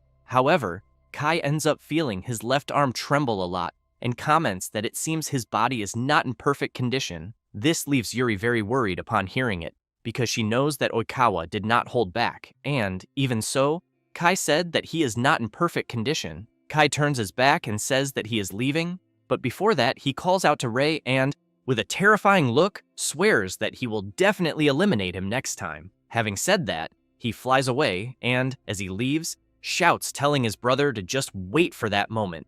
After that, already on the following day, a news broadcast is showing, from the top of a building, the scene near the Shinjuku dungeon, since, as on the previous day, monsters appeared in an abnormal manner. A woman is interviewed and, very frightened, says that there were many monsters. Although they were saved by the mages, everything was a complete mess. People, upon seeing the news, comment that they knew this day would really come, but they never expected monsters to appear in such a way, until someone, in the middle of the crowd, shouts that all of this is nonsense and that they need to evacuate immediately to places with fewer dungeons. Oikawa, from afar, merely observes the commotion and then thinks that society is beginning to panic because of the monsters. But what he has in mind is that the true current problem is the fallen Purple King, wondering what they will need to do, since, apparently, things seem to be getting worse. A few moments earlier, someone was informing the Blue King that they would leave the matter to him. Itsuki replies that yes, and states that he will definitely resolve the matter. Meanwhile, in the emergency room, Rei is waiting outside. Aya calls out to her friend, but he does not respond, as he is thinking that everything that happened was his fault, since it is because of him that Kurahashi ended up in such a state, in addition to not having managed to persuade his brother, much less stop him. At that moment, Yuri appears calling out to Rei and then informs him that they need to go, as the Blue King is summoning everyone. He takes a deep breath and, even though he feels heavily burdened by what happened, replies that it is fine. After everyone arrives, the Blue King comments that their situation is quite critical and that, although they managed to eliminate the monsters outside, the Purple King escaped and they cannot simply leave him at large. Yashiro and Azuma comment that they believe Kurosaki Kai's transformation must be unnatural and that not only Kurahashi, but the civilians are also badly injured. Shiroi then wants to know what they are going to do. Itsuki says that he spoke with the primary color kings, which leaves Aya quite surprised to hear. Yuri says that they are the ones who have the power to give orders in this situation, yet she feels intrigued, thinking that, in any case, such an incident involved a king who went mad, being a situation in which even the best mages felt threatened. Itsuki rises from the throne, walks toward the MC, and says that Kai is his brother and that what he is about to say may even sound cold, but he makes it clear that they will subjugate Kurosaki Kai. Rei is quite surprised by such a decision. Shiroi explains that this is a term they use for monsters. Oikawa responds that no, and emphasizes that what the Blue King said is correct, continuing by saying that the indiscriminate act Kai committed was the same as that of the monsters, since both the Red King and the Yellow King reached the same conclusion. Having said that, he stresses that before any other victim succumbs, they need to put an end to this once and for all. Next, he informs them that they know where Kurosaki is hiding and that this time, he will also take part. Rei becomes desperate and shouts asking the Blue King to wait a moment, then asks if there is another way, as he thinks they could imprison his brother instead of subjugating him. Itsuki becomes serious, replies that there is not, and makes it clear that even Oikawa's square box ability was powerless against Kai, and that they cannot simply let this happen again, and because of that, the subjugation will be carried out the next day, as it has already been decided. Rei is completely perplexed by the Blue King's decision. He then thinks that it is true that Kai has some negative points, and, as he watches them talking, Ha also knows that his brother likes to look down on people. But when he remembers their childhood, he recalls that Kai also has his positive points. Rei finds himself wondering if there truly is no other option. At that moment, Oikawa hears a message arriving on his cell phone and, after checking it, becomes excited and says that he received news from the hospital that Kurahashi has regained consciousness. Rei feels very relieved upon learning this. The blonde boy also says that the redhead left a message for the MC, and then says that Kurahashi asked Rei not to worry about him because he wants the MC to hurry and make his brother come to his senses. Rei freezes upon hearing this, and, as such, clenches his fist tightly. Thinking of Kurahashi, he knows that he cannot simply give up, since he is Kai's older brother. He then calls out to the Blue King and asks if he would give him a chance, as he knows that Kai is currently in danger, but that he could see that his brother was suffering when he called him the day before. Having said that, he emphasizes that he is certain there is a possibility, and therefore eloquently asks the Blue King to at least let him try. Itsuki merely comments that the subjugation of Kurosaki Kai will begin the next day in the late afternoon, as this is the final decision of the primary color kings. Rei does not like hearing this very much, since he faithfully hoped that he would have an opportunity. However, the Blue King points out that the other primary kings said nothing about doing nothing before that, which leaves the MC quite surprised, who soon thanks the Blue King for the opportunity. At that moment, Yuri and Aya look at each other, making a nodding gesture, and Yuri comments that she has something to say about the subjugation. Aya wants to know if this order they received was not given to the apostles of the sacred staff, then emphasizes that before joining the organization, they were in the same group. Yuri completes by saying that if Rei wants to do such a thing, they will join him. The MC immediately turns around, surprised by the decision of the two. Itsuki laughs and says that it is fine, and that the two are free to go help the MC. However, he makes it clear that the deadline for the subjugation of Kurosaki Kai is the next day in the late afternoon, and that there will be no further extensions. Rei replies that he understands and thanks the Blue King once again for the trust. Then he turns around confidently and, looking at the skies, thinks that he will rescue his brother no matter the cost. Meanwhile, on a remote island surrounded by strong waves, Kurosaki Kai is sitting under a huge tree. On the following day, the MC's group docks with a speedboat near an isolated island in the south of Tokyo. Then Rei comments that he is sure his brother is somewhere there on that island, until he is surprised to see that Oikawa is also there. He smiles and greets everyone. Aya wants to know why the blonde boy is on the island as well. Rei comments that he already understands and says that Oikawa is there to check on things. Oikawa smiles, replies that yes, and says that these are orders from the Blue King. He then explains that his role is to watch over the island, in addition to participating in the subjugation as a member of the Apostles of the Sacred Staff. Having said that, while using his power, he points out that he will not be able to take part in what Rei is doing at the moment. The MC's group is enveloped by a kind of barrier and asks the reason why the blonde boy is doing this. He says that although he is not in the best condition after the battle of the previous day, he points out that he thinks the magical barrier he used should be great to protect them for a minute. Rei thinks that they arrived on the island at the right time, exactly as Itsuki had said, then wonders if that was the reason after all. Thus, he thanks Oikawa and makes it clear that he is quite confident that he will bring Kurosaki Kai back. Until the blonde boy remembers something and shouts, asking the MC to wait a moment, then says that he can say that Kurosaki Kai's power is real, but that he is not sure if he will listen to him. Having said that, he asks the MC to allow him to intervene one more time. Meanwhile, somewhere on the island, in the midst of a dark forest, Kai is on the ground grumbling. Then he begins to feel a strong headache and thinks that he immensely hates his older brother. With each passing second, Kai feels more pain and thinks that he hates everyone, then delivers a punch to a tree, cutting it in half easily. After the tree crashes heavily to the ground, Kai is taken by a dark fury, which makes him begin to think that he needs to destroy everything. This dark fury takes the form of something that soon begins to try to influence Kai, asking him not to restrain himself and to destroy everything. The dark fury in question is the personification of the god of time and space, Kronos, who is still imprisoned in his dungeon. But due to one of the imprisonment seals having been broken, he begins to try to manipulate Kai even more. At that moment, the Purple King is enveloped by a powerful energy, which soon explodes into the sky. The MC's group manages to see this power, and soon everyone wants to know what this intense energy is.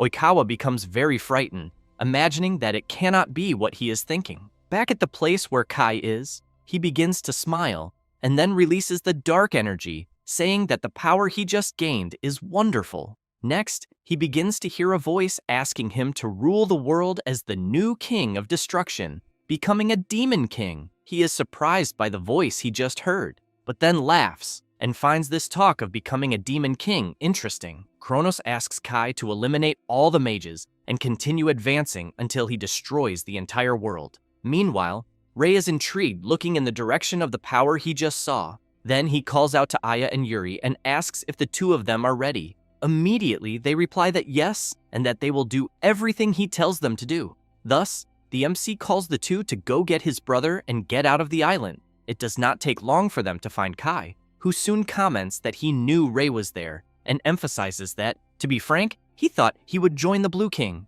Rei says that Itsuki trusted him and that he wants to bring Kai back. The Purple King becomes confused by this, but while releasing a dark power in his hand, says that he has already decided that he will destroy all of them. Having said that, he launches his ability, which goes toward the MC's group.